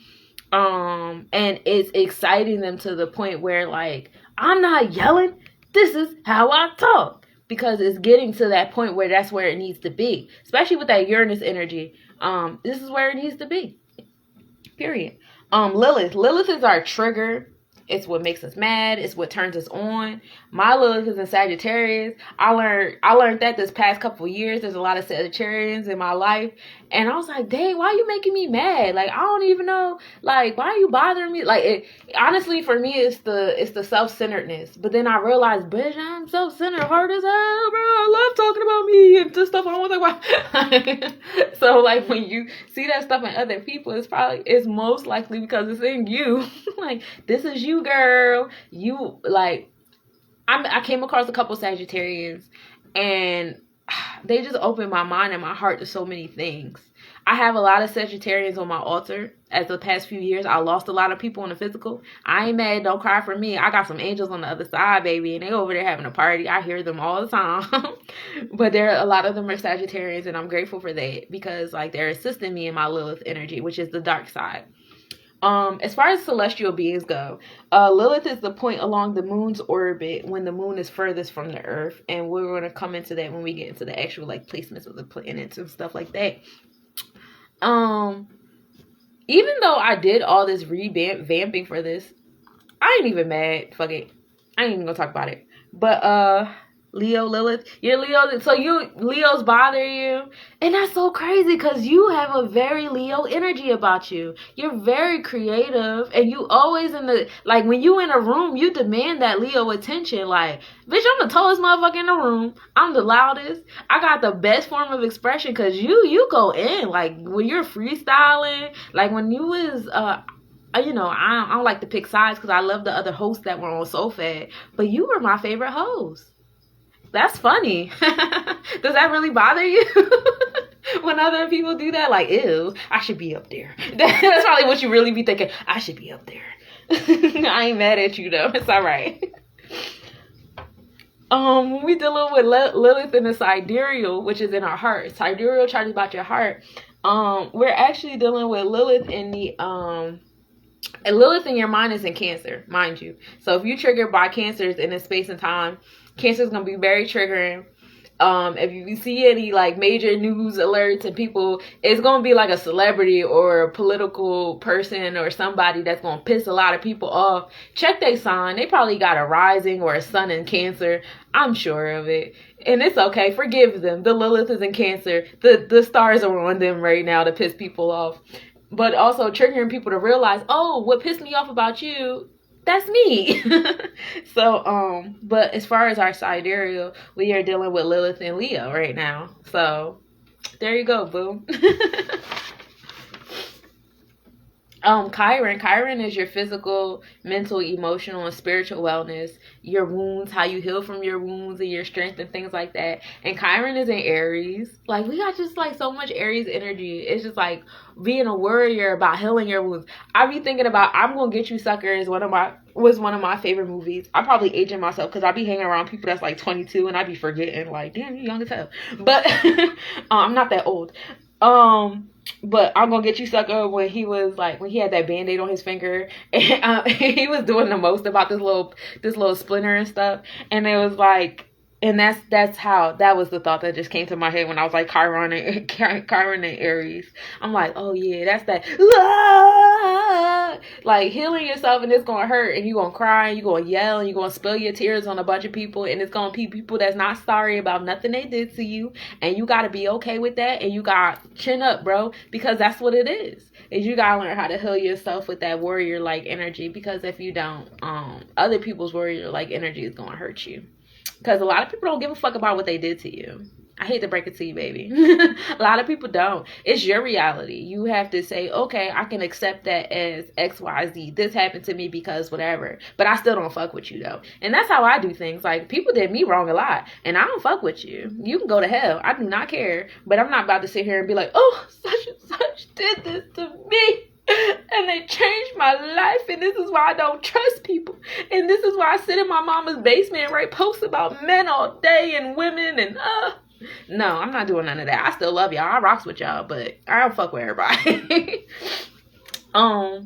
And as far as Chiron on the sidereal, which is our heart side, Chiron is sitting in that Pisces energy, which is pretty exciting because it's like you're healing your wounds with your subconscious. At the same time, you're healing your wounds with your warrior-like energy.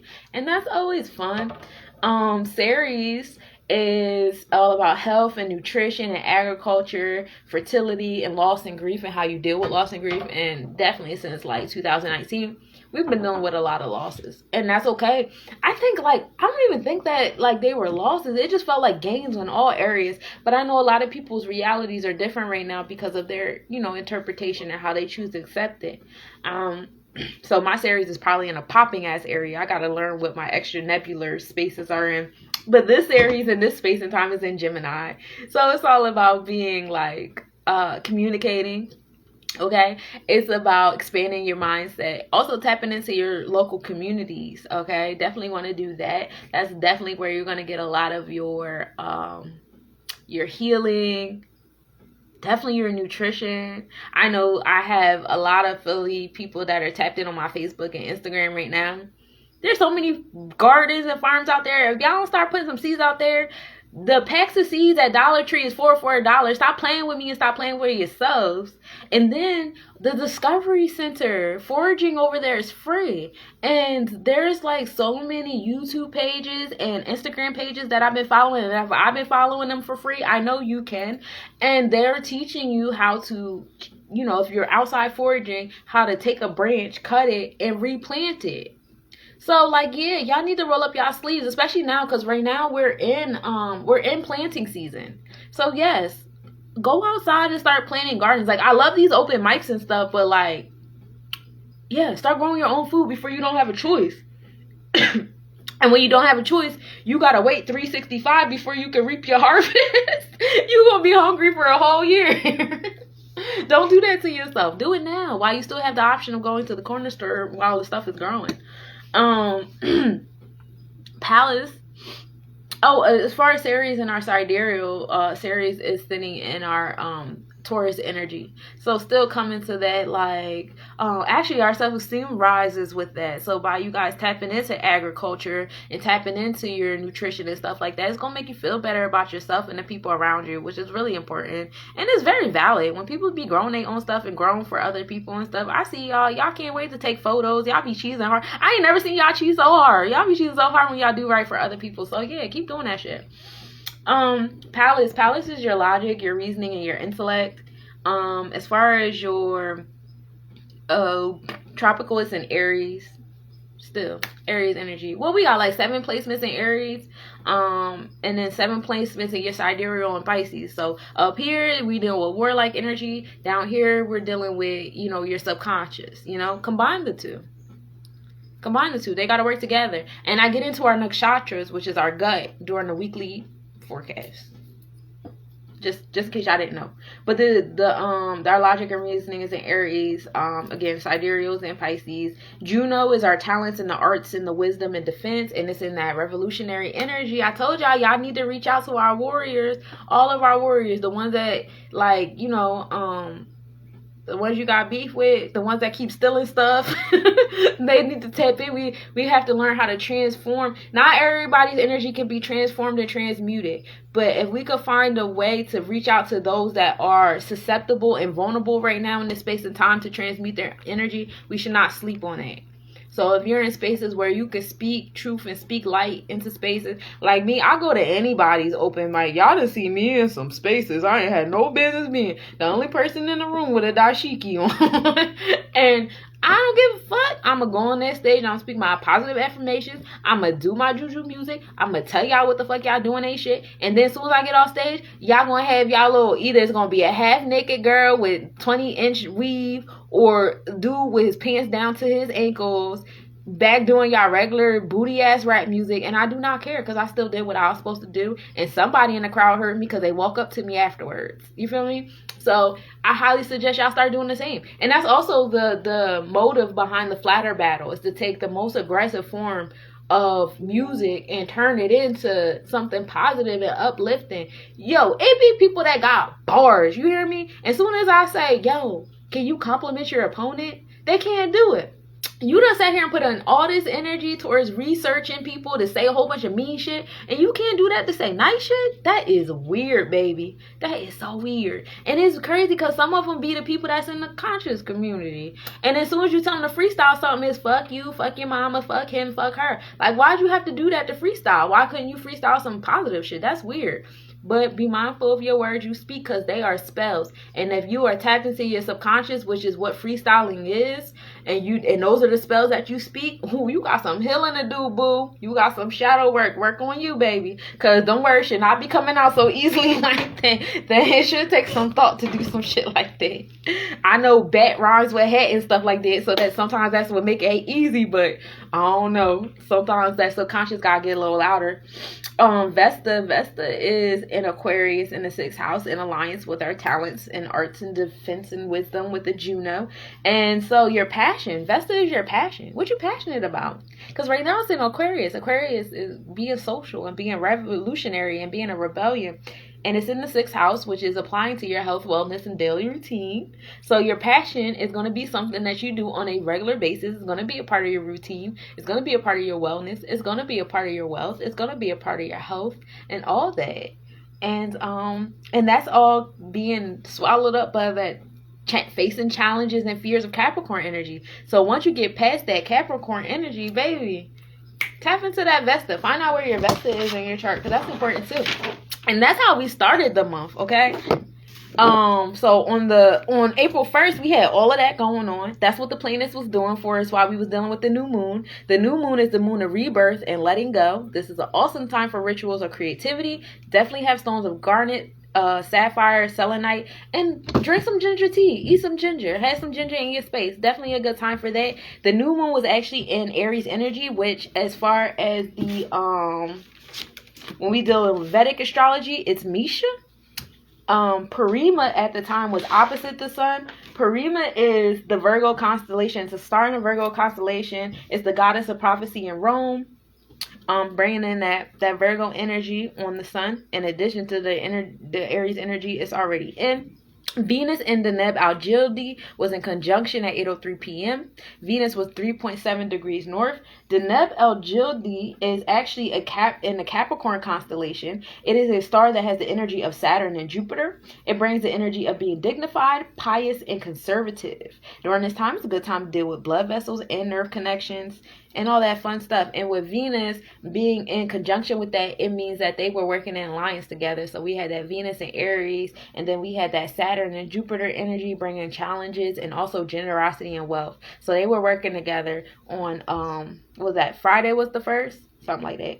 And then we had the PM visibility on the moon. On April 2nd, we dealt with the waxing crescent moon at 2%, which is the moon of regeneration. And this is when we have intentions on new projects. We're dealing with green aventurine, citron, which is like energizing and abundance. And then bergamot, which is a very good uplifting plant. Mix of bergamot tea or whatever. We're still in the energy of Misha with the moon. And Mercury was at superior conjunction, which is behind the sun, at 6:57 p.m. and then it was 1 degree southeast of the sun at that time. So you have you have Mercury and then the sun right in front of it. The Mercury is starting to get bright. That Aries energy is like super ignited on Mercury. So your communication is definitely going to be fired up. Please be intentional and mindful of how you communicate with people, your candor, how you respond to people, how, just be mindful of that throat chakra. Definitely. Venus enters the 7th house on the 7th. So Venus done went from that 6th house of daily wellness and routine to the 7th house of creating balance and fairness and tapping into that balancing scales of Mayat.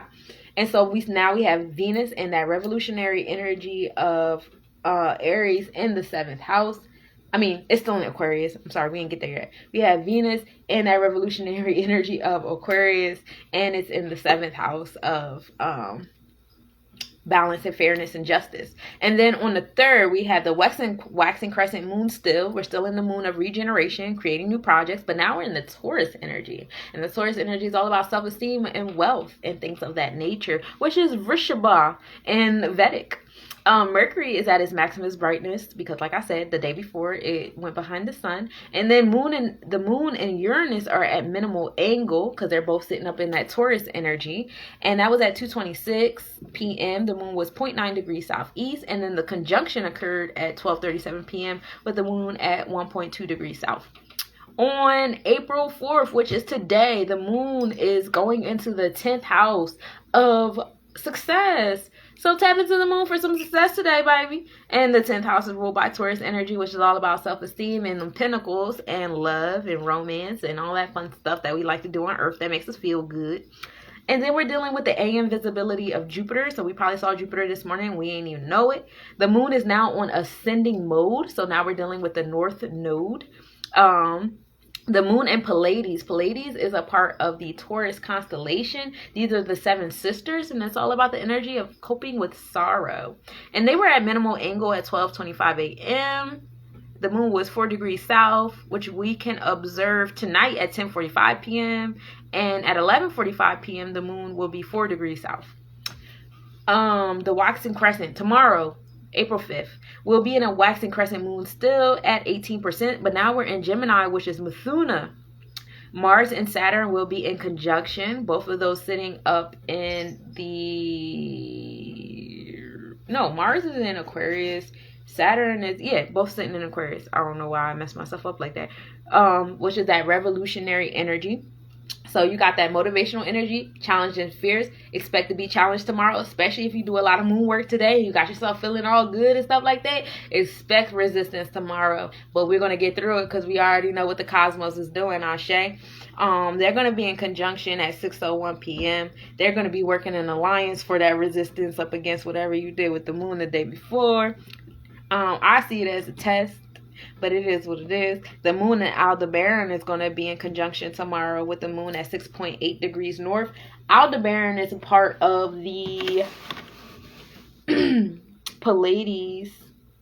Yeah, it follows the Pleiades constellation. It's a part of the Taurus constellation. It's the brightest star in Taurus. It's actually in the eye of Taurus, and this is the energy of Mars, and it brings honor, intelligence, courage, and it's also the beginning of a large political undertaking. So exciting for us. We have to be in alignment with the stars. The moon is in Aldebaran every month, so at any month y'all want to tap into this Aldebaran energy, let me know, because I'm trying to be out there with my V for Vendetta mask going like, yeah, we out here, y'all. We finally made it. I'm finally living my dreams. Watch out for them super rigid Saturnalians. Yes, they are very rigid. I have a lot of energy in Capricorn, actually. I have like a little trine going on in Capricorn. I'm like a big earth energy. Mercury enters the 9th house tomorrow, so it will be going from that house of transformation and entering to the house of upgrading your information, higher education, edification. So now we're dealing with Mercury and Aries in the 9th house. So vigorously learn and communicate what you're learning and teaching and all that fun stuff. And then Venus also enters Pisces tomorrow. So we got a lot of movement with the planets going on. Venus enters Pisces tomorrow, so now it's in the 7th house, which is being ruled by Aquarius. So Pisces, Venus and Pisces is like your subconscious being on your self-esteem and making you feel good, right? On April 7th, we're dealing with the waxing crescent at 35%. This is in the Karkata energy of Cancer. Mars and Deneb Al-Jildi will be in minimal angle at 8:16 p.m. with Mars 1.3 degrees north-northwest. And this will be observable at 5:16 a.m. And then there will be a conjunction at 10:23 a.m. Like I said before, Deneb Al-Jildi is a star in the Capricorn constellation. It gives off the energy of Saturn and Jupiter, so it's not as like rigid as straight Saturn energy. However, it does have that bit of rigidness in there. But tapping into this energy is what's going to bring you luck and generosity. So tap in that joint. Mars is going to be, up close and personal with the star, and find out where your Mars is and how you could, hone on that energy. Like, where do I need to be aggressive? The moon is also going to be the furthest distance to Earth. The moon and Tejas Posterior are going to be in conjunction at 11:54 p.m. And the moon will be 3.9 degrees north. Tejas Posterior is Mercury and Venus energy. It's a star in the Gemini constellation. It's actually the back foot of one of the Gemini twins.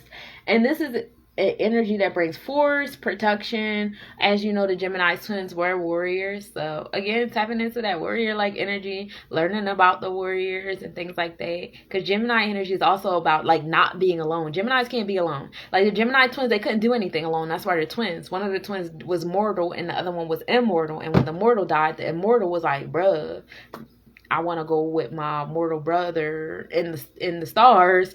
So like they stayed together in the stars and they did everything together. So those who are Gemini, that's why they're clingy. That's why they don't separate well from individuals. That's why they can be them toxic exes. And if you have any energy in Gemini, like my Mars is in Gemini, so I'm motivated by group work. I don't really like to do things by myself too much. I love having at least one person with me and stuff like that. I know that a lot of people, you gotta grow out of that. No, I don't.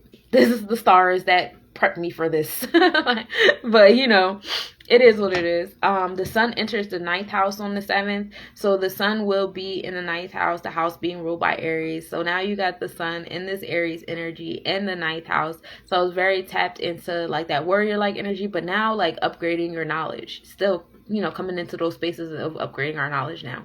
The moon enters the 11th house. The 11th house is a house of like doing for others. What are you doing for others? What is your revolutionary idea? How are you assisting the progression of society, right? And that's being ruled by Gemini. So, you know, for my communicators out there, people that like to communicate, people that like to teach and learn, people that like to be a part of the immediate community, this one's for you. On April 8th, we're dealing with the first quarter at 44 degrees in Cancer. This is the moon of caution, and this is called Karkata in Vedic astrology. And we're dealing with citron, carnelian, and rosemary during this time, if you want to have those on your altar, on your body, space altar, whatever. And this is the best time to take action. You might receive a lot of bad vibes, but the bad vibes that you're going to attract on this day is to build muscle for your focus. Like, can you look past all those like criticisms and things like that to keep your focus? That's the real question on this day, and that's on the 8th.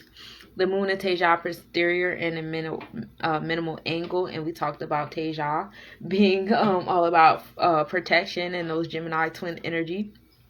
On the 9th, we have the waxing gibbous and Cancer energy, again, Karkata. And now we're dealing with Tiger's Eye, Citron, and Dumortierite. And this is the time to manifest peace and organize. Have jasmine on your altar to help you relax. This is the moon of endings and seeing the results of your work after coming through all of that resistance on your focus, okay? This is the morning visibility of the moon. The moon and Castor will be in conjunction. The moon is still in that Gemini constellation with those twins. So you might want to, like during this time, like between the 8th and the 9th and the 10th, you probably feel like a strong need to be around other people and do things with other people. Go ahead and flow with it. Juno enters the 7th house, so now it's in the 7th house, ruled over by Aquarius energy. The moon and Pollux are in conjunction. This is another, Pollux is the other Gemini twin. At 10:46 a.m., the moon is 2 degrees south, minimal angle at 10:44 a.m. The moon will be 28 degrees visible at 2:44 a.m. The Mars also enters the 7th house on this day of April 9th. And so that makes Mars in Aquarius in the 7th house. And the 7th house deals with that energy of creating balance and fairness, one-on-one relationships. So a lot of that Aquarius energy will probably be towards those one-on-one relationships that you have, or creating some sort of like equilibrium. On April 10th, we're dealing with the waxing gibbous moon at 63%. That's in Sima energy, which is Leo. We are dealing with the morning visibility of Pisces. The moon in Persepi will be at minimal angle, and then they will be in conjunction on this day. Mercury also enters Taurus on this day. Persepi is actually the star of Cancer. This is the head of the crab. It rules the right eye. This brings on the energy of Mars and the moon. So it's like that warrior-like energy still, but also taps into intuition. So all my warlike fairies can come out on this joint. And this brings honor. This brings not too many good things, but it definitely brings the spirit of the ancestors. It also can bring disease, disgrace, but also adventure. Depends on who you are. So, and then, like I said, we have Mercury entering the Taurus energy when ninth house rule over Aries. So now we're moving from that speaking of harshness or whatever have you to going into speaking into manifestations, because earth energy is about manifesting. It's about making things come into fruition, and the things we make come into fruition are going to be things that make us feel good. On April 11th, we have the waxing gibbous moon at 72% in Leo, which is Sima. Virgo will be opposite of the sun, the Virgo constellation. There will be a PM visibility of Mercury, so we'll be seeing Mercury in the night. And the south pole of the moon will be tipped into view. On April 12th, we're dealing with the waxing gibbous moon at 81%. Now we're moving into the Virgo moon, gang. We're dealing with Kanya energy. Moon and Regulus will be in conjunction and in minimal angle. And Regulus is actually the star of Leo. It's actually the brightest star in Leo. It's a collection of 4 stars in 2 pairs, bringing in that bonding energy, still keeping you in that space of Gemini energy. Like, you're going to want to be around people, or at least one person around this time. You're going to have a yearning for that. Go with it. It's okay. You might want to send that "Hey Big Head" text if that's what you need to do. Do that shit. Get your fix. Don't be malicious. Just get your fix. Jupiter and Neptune will be a minimal angle, as Jupiter and Neptune are both in that Pisces energy, and they'll also be in conjunction on this day. So you're dealing with a lot of generosity tapped into that subconscious energy, and that's very exciting. That's definitely a good time to be around a healer, being in a healing vibe. And then we're dealing with the evening visibility of Libra energy. On April 13th, we're still in waxing gibbous moon. We're at 88%. Spica, which is a star in the Virgo constellation, will be opposite the sun. Spica is the brightest star of Virgo. It's the 15th brightest star in the sky. It's part of the ear of grain, which brings success, riches, manifestation, because it's on the actual manifestation end of the Virgo constellation. The moon west side will be in view, which is the crater Grimaldi, which is the crater that has all the water and stuff. That's the side of the moon that everybody's trying to live on, or says that there was life on. So that's cool. The moon might give you life on the 13th. And then Mercury will be the smallest distance to the sun at this time. And then on the 14th, we have the waxing gibbous moon in Libra, still dealing with that Tula energy. And Mars enters Pisces during this time. So now we're dealing with Pisces in the 7th house, and the 7th house being ruled by Aquarius. Mars being that motivational energy, tapped into that subconscious energy. So now you're motivated to being a warrior for the subconscious. Ooh, yay, that's fun. And it's going to be tapped into that Libra energy of creating balance and fairness and stuff like that. I can't wait till we're like aligned with the stars on like a large scale, so we can really see like, oh yeah, you remember when they was riding horses and they were like, when we was running through the Capitol, that was very much aligned with the stars. Crazy how aligned with stars that was. So it was like stuff like that. On the 15th, remember the 14th is a day that we have to mark according to the Kabbalah. But on the 15th is actually the full moon at 98%. We're dealing with Libra. Full moon is the moon of celebration. During this time, you might want to have sunstone, clear quartz, rose quartz, and roses on your altar, whether your space altar, your body altar. During this time, you're definitely going to have a surge of energy, as the best time to use that to finalize your projects, your manifestations. The moon and Parima, we're going to be in conjunction and minimal angle on this day, and occultation is going to occur, and that's when it's like an eclipse between the moon and this star. Again, coming back to Parima being a part of the goddess, she is a goddess, the Virgo constellation. The equation of time on this day, which is the sundial time minus the watch time, is going to be 0. And so what that means is they say the sundial is finally right. No, nigga, the watch is finally right. Playing with me. It's whatever. It's however you want to look at it. But on this day, the sundial and your actual watch will be in alliance. And then we have meteor showers this season. Y'all know from April to May, June-ish, we start dealing with the meteor showers. I love meteor showers because it's like the cosmos way of like seasoning us. Like, ooh, we see you guys. It's time for y'all to get a little bit of this and a little bit of that, either through our soil or the EMFs coming upon us. It's beautiful. So the pie puppets is actually what we start off with on the 15th. The 15th is just going to be a really good day. Okay. Just expect the 15th to be a really good day, and then we're in the shadow of the 100% full moon. So yeah, it's gonna be an amazing day. The Pi Puppet meteor shower is a part of the Comet 26P Griggs Gageller. This is the Puppets constellation, which is like 15 to 28 meteors per second you can expect. And this constellation is part of the heavenly water family of constellations. So they're bringing the heavenly waters, the primordial waters, to our plane and our EMS. And that starts on the 15th. So go ahead and meditate on that one. On March 16th, we're dealing with the 100% full moon, and that'll be in Libra energy. So we'll definitely be tapped into bringing fairness and balance. Moon in Spica, which again is the brightest star in the Virgo constellation, will be in minimal angle and conjunction on that day. The activity of the Lyrids will begin. So now we have the meteor showers from the Aquarius and the Lyrids at the same damn time. The Lyrids come from the constellation of Lyra. It's not as strong as the Aquarius will become, but it's about 10 to 15 meteors kilometers an hour. And this energy is bringing in new opportunities, life changes, friendships. The story of the Lyra is, who was it? It was a Mercurian that came and created a harp out of a tortoise shell, and not Mercurian, Mercury. And he gave it to Orpheus, which is one of our dream gods. And Orpheus utilized this harp to enchant birds, beasts, and rocks. And when Orpheus was killed, Mercury was instructed to put the harp into the constellations. So the lyrics are bringing in sounds for our birds and our animals, even the lower beasts in all of us, and our stones and our crystals.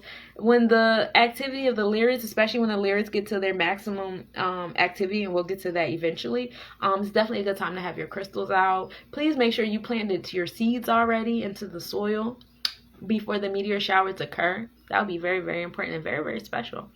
On the 17th of April, we're in the waning gibbous moon at 99% in Scorpio.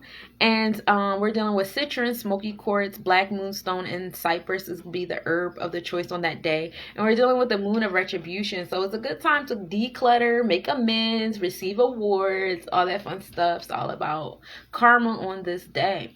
The moon in Zubin al-Janubi will be in conjunction. And then at minimal angle, creating a occultation, which is an eclipse between the two. Zubin al-Janubi is actually the star of the Libra constellation. It's a part of the southern scale. At one point, Libra and Scorpius constellation was a little fudged, but then it created different boundaries. During this star brings on energy of hindering journeys, marriage, redemption of captives of Saturn and Mars. I really believe that we are captives of Saturn. So when we finally start to move under the stars as a collective, when the energies is near Zubin al-Janubi, we will definitely be popping. I really believe in us. I hope I meditate on the 17th being a revolutionary moment for us, especially with that new moon energy popping. That 15th, 16th, and 17th just sound like really good days, okay? Mercury and Uranus will be at minimal angle. Both of them have been sitting in that Taurus energy. So, yeah, they're just going to be hanging out with one another. You'll have your communication and your progressive energy. Definitely speaking on progressive communication, which is definitely going to come in handy with that Scorpio moon, transformational moon, the moon of retribution. So, yes, expect, transformations to occur. On the 18th, we're dealing with 95% of the waning gibbous moon in Scorpio still. Mercury and Uranus will be in conjunction. Still dealing with that energy of communication and progressiveness up under the Scorpio moon transformation. So definitely make some changes around the 17th and 18th for yourself. The moon will be in descending node. So now we're dealing with the south node of energies. The waning gibbous on April 19th, we're dealing with the waning gibbous moon. It had 89% in Sagittarius energy. So now we got a Sag moon bringing on the desire to learn and explore and be on different pastures. And then the moon in Graphius will be at minimal angle and conjunction. Graphius is actually the star in the Scorpius constellation, and it has the energy of Mars and Saturn. So after you get freed, you're going to deal with the energy of Mars and Saturn again. And that's pretty much just like a test to your focus. Like, are you really free? Is that last bit of karma, that we got for you? You going to swallow that or not? And then the moon in Dashuba will be at conjunction and minimal angle, and will also be at an occultation, which is like an eclipse. And Dashuba is the energy of Mars and Saturn as well, and brings on assault and morality, shamelessness. It's in the Scorpius constellation. It also improves misfortune, and it's about tests. It's about tests, that test that makes transformation occur. We're in that Scorpius constellation, so expect the test. Moon and Aries are going to be in conjunction and minimal angle. The 19th is just like a really busy day for the moon. We're still in Scorpius constellation through all of it. So, you're going to be dealing with a lot of force, a lot of resistance, but that's to create transformations. It's not to beat you down. It's so that you can make transformations in the area of your life where they need to be. Moon will also be the smallest distance to the earth, while it's giving us all that full-blown transformation energy, and the activity of the ETA Aquarius start. So the Aquarius, so now we got 3 meteor showers happening at the same time. You have the Pi Puppets, you have the Lyrids, and you have the Aquarius. So the Aquarius are from Halley's Comet, the Aquarius constellation. This is the strongest meteor shower we'll have at this time. It's about 60 meteors an hour. This is the best time to tap into omens and romance, and also tap into the Aquarius energy, like being revolutionary, being social, tapping into like, you know, making change and things like that. And then the sun will enter Taurus at this time. All right, so on the 19th, we have the sun entering Taurus. We have some early bird Taurus being born this year, because we usually deal with transitions like on the 21st-ish. But now it's the 19th this time. I told y'all, like, Aries season don't play. Aries season be moving. Like, I gotta go. I don't got time for you. So now we're going to get into Taurus energy on the Kabbalah. Taurus is a fixed sign. It's ruled by Venus, and the Hebrew letters Pi and Vav. Taurus's inner energy is fire, as it is the left column of the earth signs. Because Taurus is an earth sign, Taurians are in a constant search for stability in life and financial security. They are typically self-employed business owners, which passes them in control of their monies and property. Taurians have a very strong will to purchase and buy property, houses, land, and real estate, all in order to support their need for security. Taurians are very capitalistic, jealous, and possessive of their property. They will frequently experience loss of money to learn to let go of the physical world's domination over their lives. So if you know a Taurus in your life, try to help them with these transformations that are occurring around this time, because there's a lot of Scorpio energy around the sun entering Taurus energy, and that might be not go too well for our Taurians out there. I got a Taurus sun, and he already stealing my money. Like, he don't steal with the malicious intent to steal. Like, he don't fully grasp it. But, like, if he see money, he gonna take it. Like, bro, why are we doing it? Relax. You won't even go nowhere. Taurians have to have healing powers and deep talents to be doctors, astrologers, artists, chefs, singers, and of course business people. The Hebrew name for the month is Iyar, which stands for Ani Hashem Rafesha, which is I am God, your healer. This offers us the ability to instigate healing processes during this month. The sign best suits Taurus are water signs, which are Pisces, Cancer, and Scorpio. Or earth signs, which is Virgo and Capricorn. I love my Taurians. Taurus is associated with the thyroid gland and the neck, best known for their stiff neck stubbornness. The entire month of IR falls in the period of Sephirah Almar, which is counting of the Omer. During this time, we count 49 days between Pesach and Shavuot, and each day gives us an opportunity to correct negative things we did in our past. I'm sorry if my mispronunciations are making you cringe.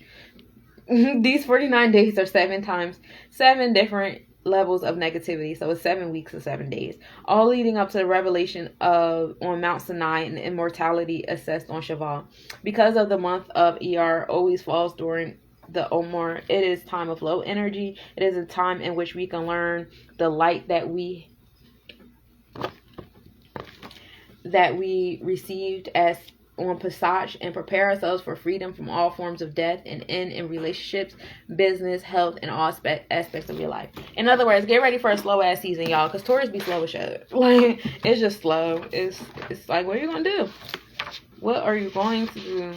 I be going crazy. That's why I need off-grid land so I can like calm down and breathe during Taurus season, because it's just so slow. It's so slow. I'm getting better with it. See, like, my book is falling apart. I use it so much. I gotta watch that episode of you when he was like rebinding the book and take notes so I can rebind my book. Let me find the Taurus energy for y'all in the Nettaroos so y'all can have it. All right, so we dealing with Het Heru energy starting on, what did I say, April 19th. This is Netet in Comedic, Hanael in Canaanite, Kabbalah, and the Kabbalah is Nesak, and Aruba is Oshun. And we're dealing with the 7th sphere, the planet Venus, and the day is Friday.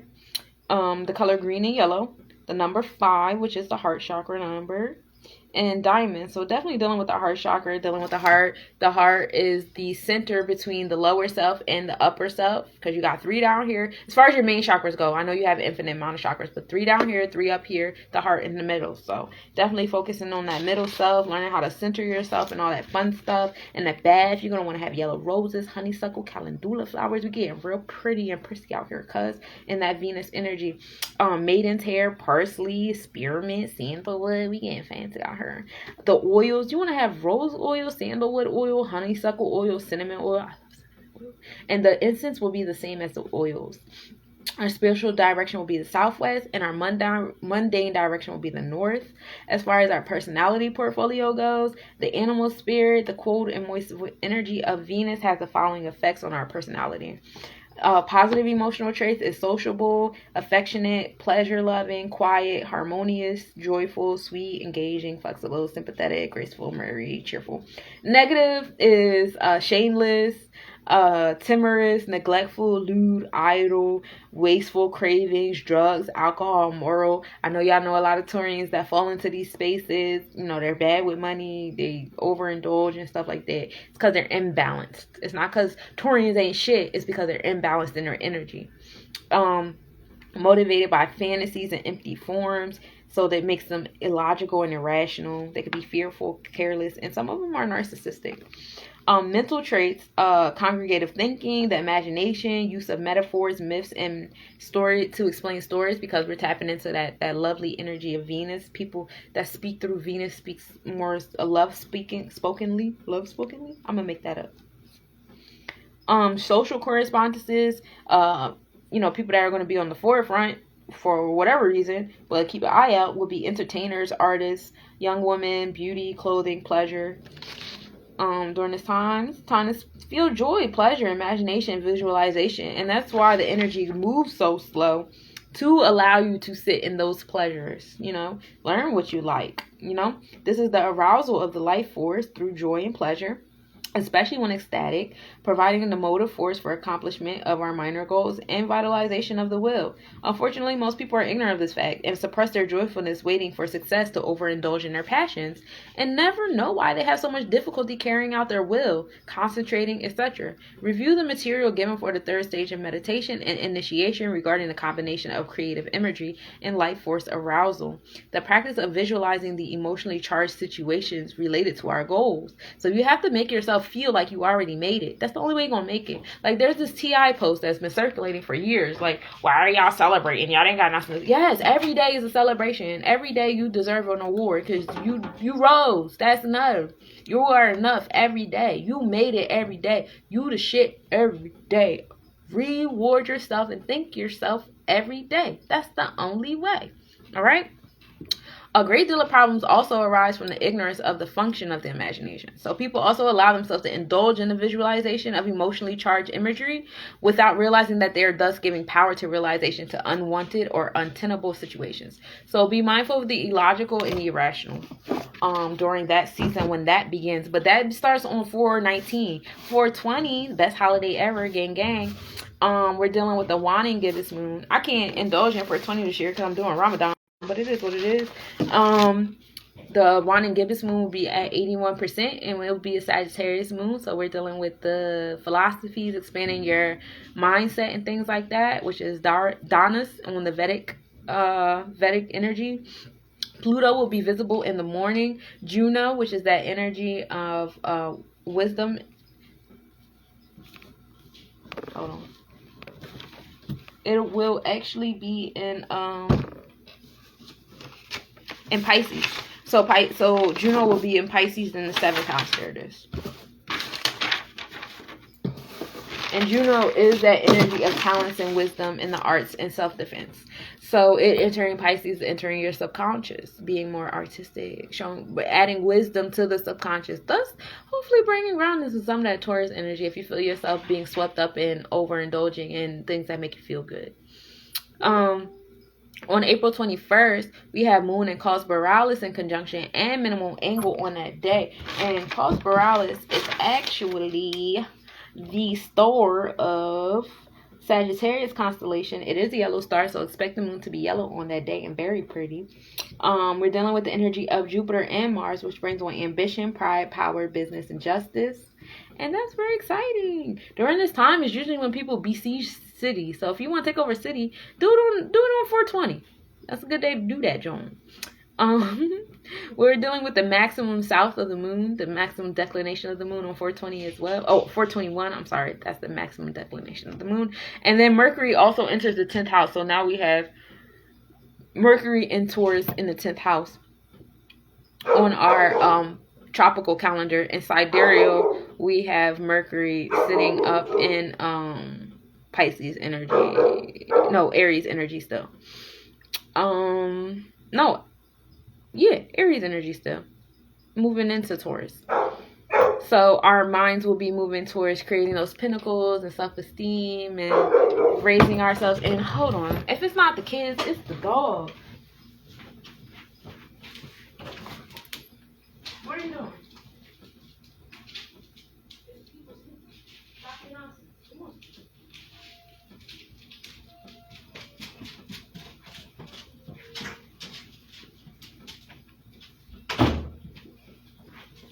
My sister upstairs playing instruments. That's why he acted like that. But yes, 422. 422, we have the waning gibbous moon at 60% in Capricorn energy. So we got the cat moon, which is Makara energy. Bringing on those challenges, restrictions, and fears to your intuitive side. The moon and Albalda will be in conjunction on this day. Albalda is actually in the Sagittarius constellation as well. So we're dealing with the back head of the archer. That's where the star is located. And this deals with harvest, gain, building, and traveling. That's Sagittarius energy of traveling. The Lyrids will be at their maximum activity at 18 meteors an hour on the 22nd. And again, this is coming from comet C1861 G1 Thatcher.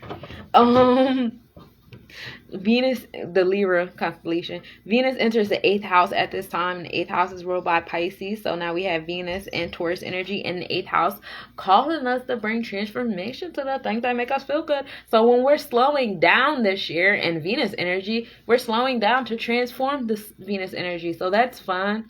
If you're not in the space and time and to want to create transformation, this is going to be a very slow and long season for you, baby. The last quarter moon will be at 48 degrees in Capricorn. This is the moon of transition. This is a time where you list your goals, rehash your skills, your attitudes, behaviors, what's have been working, what's not working, what we need to, go back to the drawing board on, all that fun stuff. And good stones to have during this time are clear quartz, obsidian, aquamarine, and it's also good to have frankincense at this time. This is on April 23rd. I don't know if I said that. And then the moon and Pluto will be at minimal angle and conjunction, both of them sitting up in that Capricorn energy. And then the last quarter moon will be in Aquarius, which is Kumbha energy as far as the Vedic astrology goes. And that's on April 24th. We're dealing with pipe puppets reaching maximum activity, and we know that's the energy of tapping into romance and omens and things of that nature. On April 25th, we're dealing with the waning crescent moon at 27% in Aquarius. This is the moon of cleansing. This is a good time to reset, nurture, share with others. The good stones to have at this time are bloodstone, black tourmaline, and of course white sage for obvious reasons. It cleanses. Saturn and Deneb Al-Jildi will be minimum angle. So we have that, what was that? Like Sagittarius energy. Capricorn energy. In alliance with the Aquarius energy. So still bringing on the restrictions, but it's just been a very big tug of war with being social and revolutionary and authority. And we see that. We've been seeing that for years, centuries, generations. It's reflecting in the cosmos now, and it's like, what are we going to do with it? How are we utilizing the EMFs that we brought with us on this plane to navigate through this time around? Those are questions to ask yourself that we are more aware of what's going on infinite levels. Lyrics reach the end of their activity on this day. So no more singing to the beasts and the birds and the rocks. You can bring all your stuff back inside. Waning crescent moon on April 26th. That's my mama's birthday. The waning crescent moon will be at 18% in Pisces. That's Mina in Vedic energy. So we got the Pisces moon tapping into that subconscious on your feminine side, your internal side. Tap into your dreams. Keep a dream journal on this day. Arcturus will be opposite the sun at 2:10 p.m. Arcturus is the energy of Mars and Jupiter, so it's like that warrior-like energy, but it's also a little bit softer, a little watered down a little bit, and geared towards being generous and joyful and providing wisdom and luck.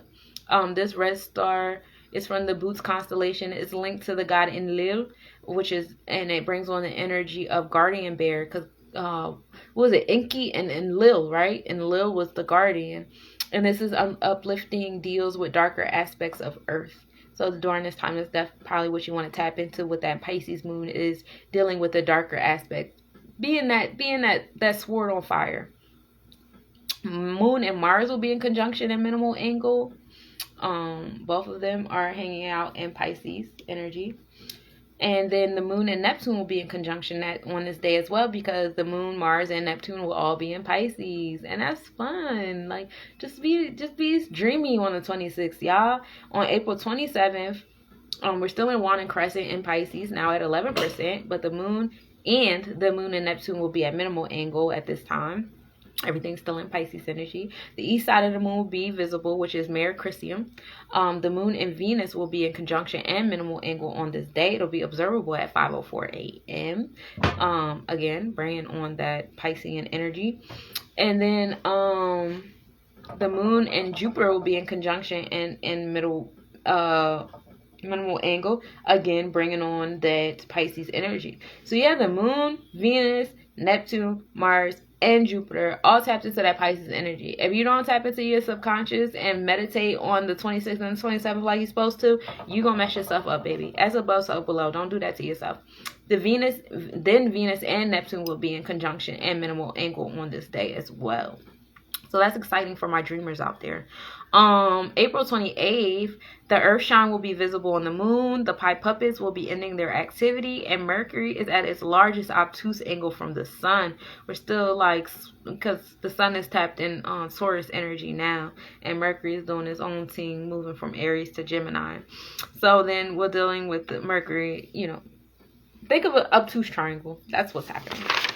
And then last but most certainly not the least, we have April 29th. We're dealing with the Waning crescent at 1% in Aries, which is Misha, and Mercury and Pleiades will be in conjunction and minimal angle on that day. Again, dealing with the Taurus constellation, dealing with sorrow and learning how to heal and learning how to communicate that healing. So if you like to communicate healing, if you are a therapist or a healer or anything, or you're seeking communication for your healing, the 29th is probably a good day to seek for that after you get done doing the dream journal the 2 days before, after you get done doing the transformation energy around the full moon. Yeah, this is a good month. April's a good time. Like, let's swim in it. Let's chill in it. Mercury is going to enter Gemini on the 29th as well. So you'll find yourself like getting really, really excited about learning multiple things. Be mindful of this tug of war, because we will still be dealing with heavy Taurus energy as our planets enter in Taurus energy, but it will still be dealing with that like I want to be everywhere energy at the same time. So let's be careful with that. And that will be tapped into the 10th house, which, we kind of in the same space every year, with Gemini being a part of the 10th house energy to tap into for your success. The new moon will be at 0 degrees in Taurus, Vrishabha. The new moon is the dark moon. It's about creative energy, personal growth. It's a good time to have selenite, ginger, and garnet. Again, this is April 30th.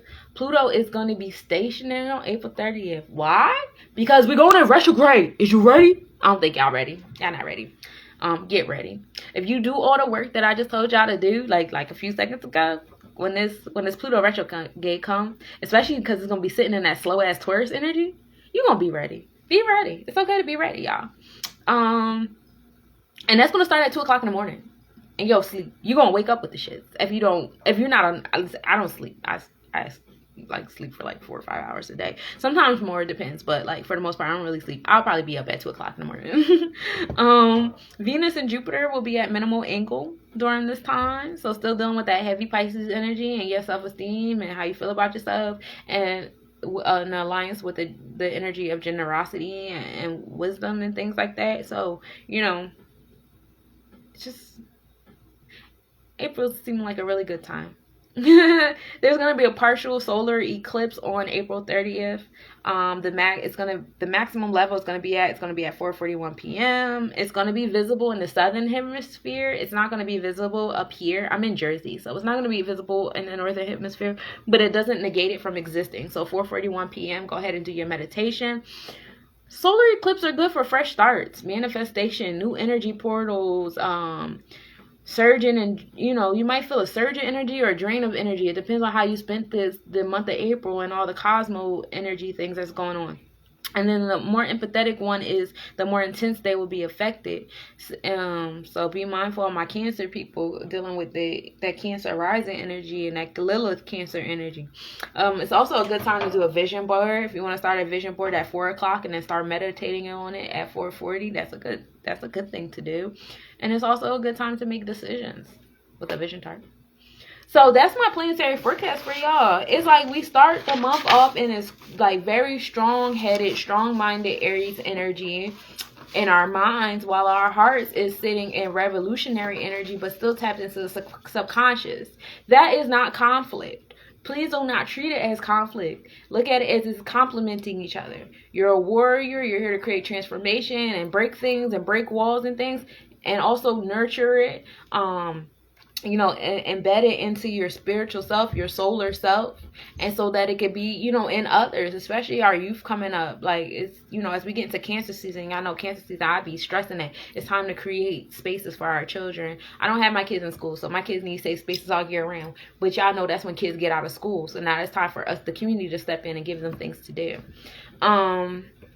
Then we have all these beautiful meteors. It's just like seasoning from the cosmos, giving us, the special sugars and spices we need to get through. Make sure y'all keep a dream journal around the 24th to the 26th.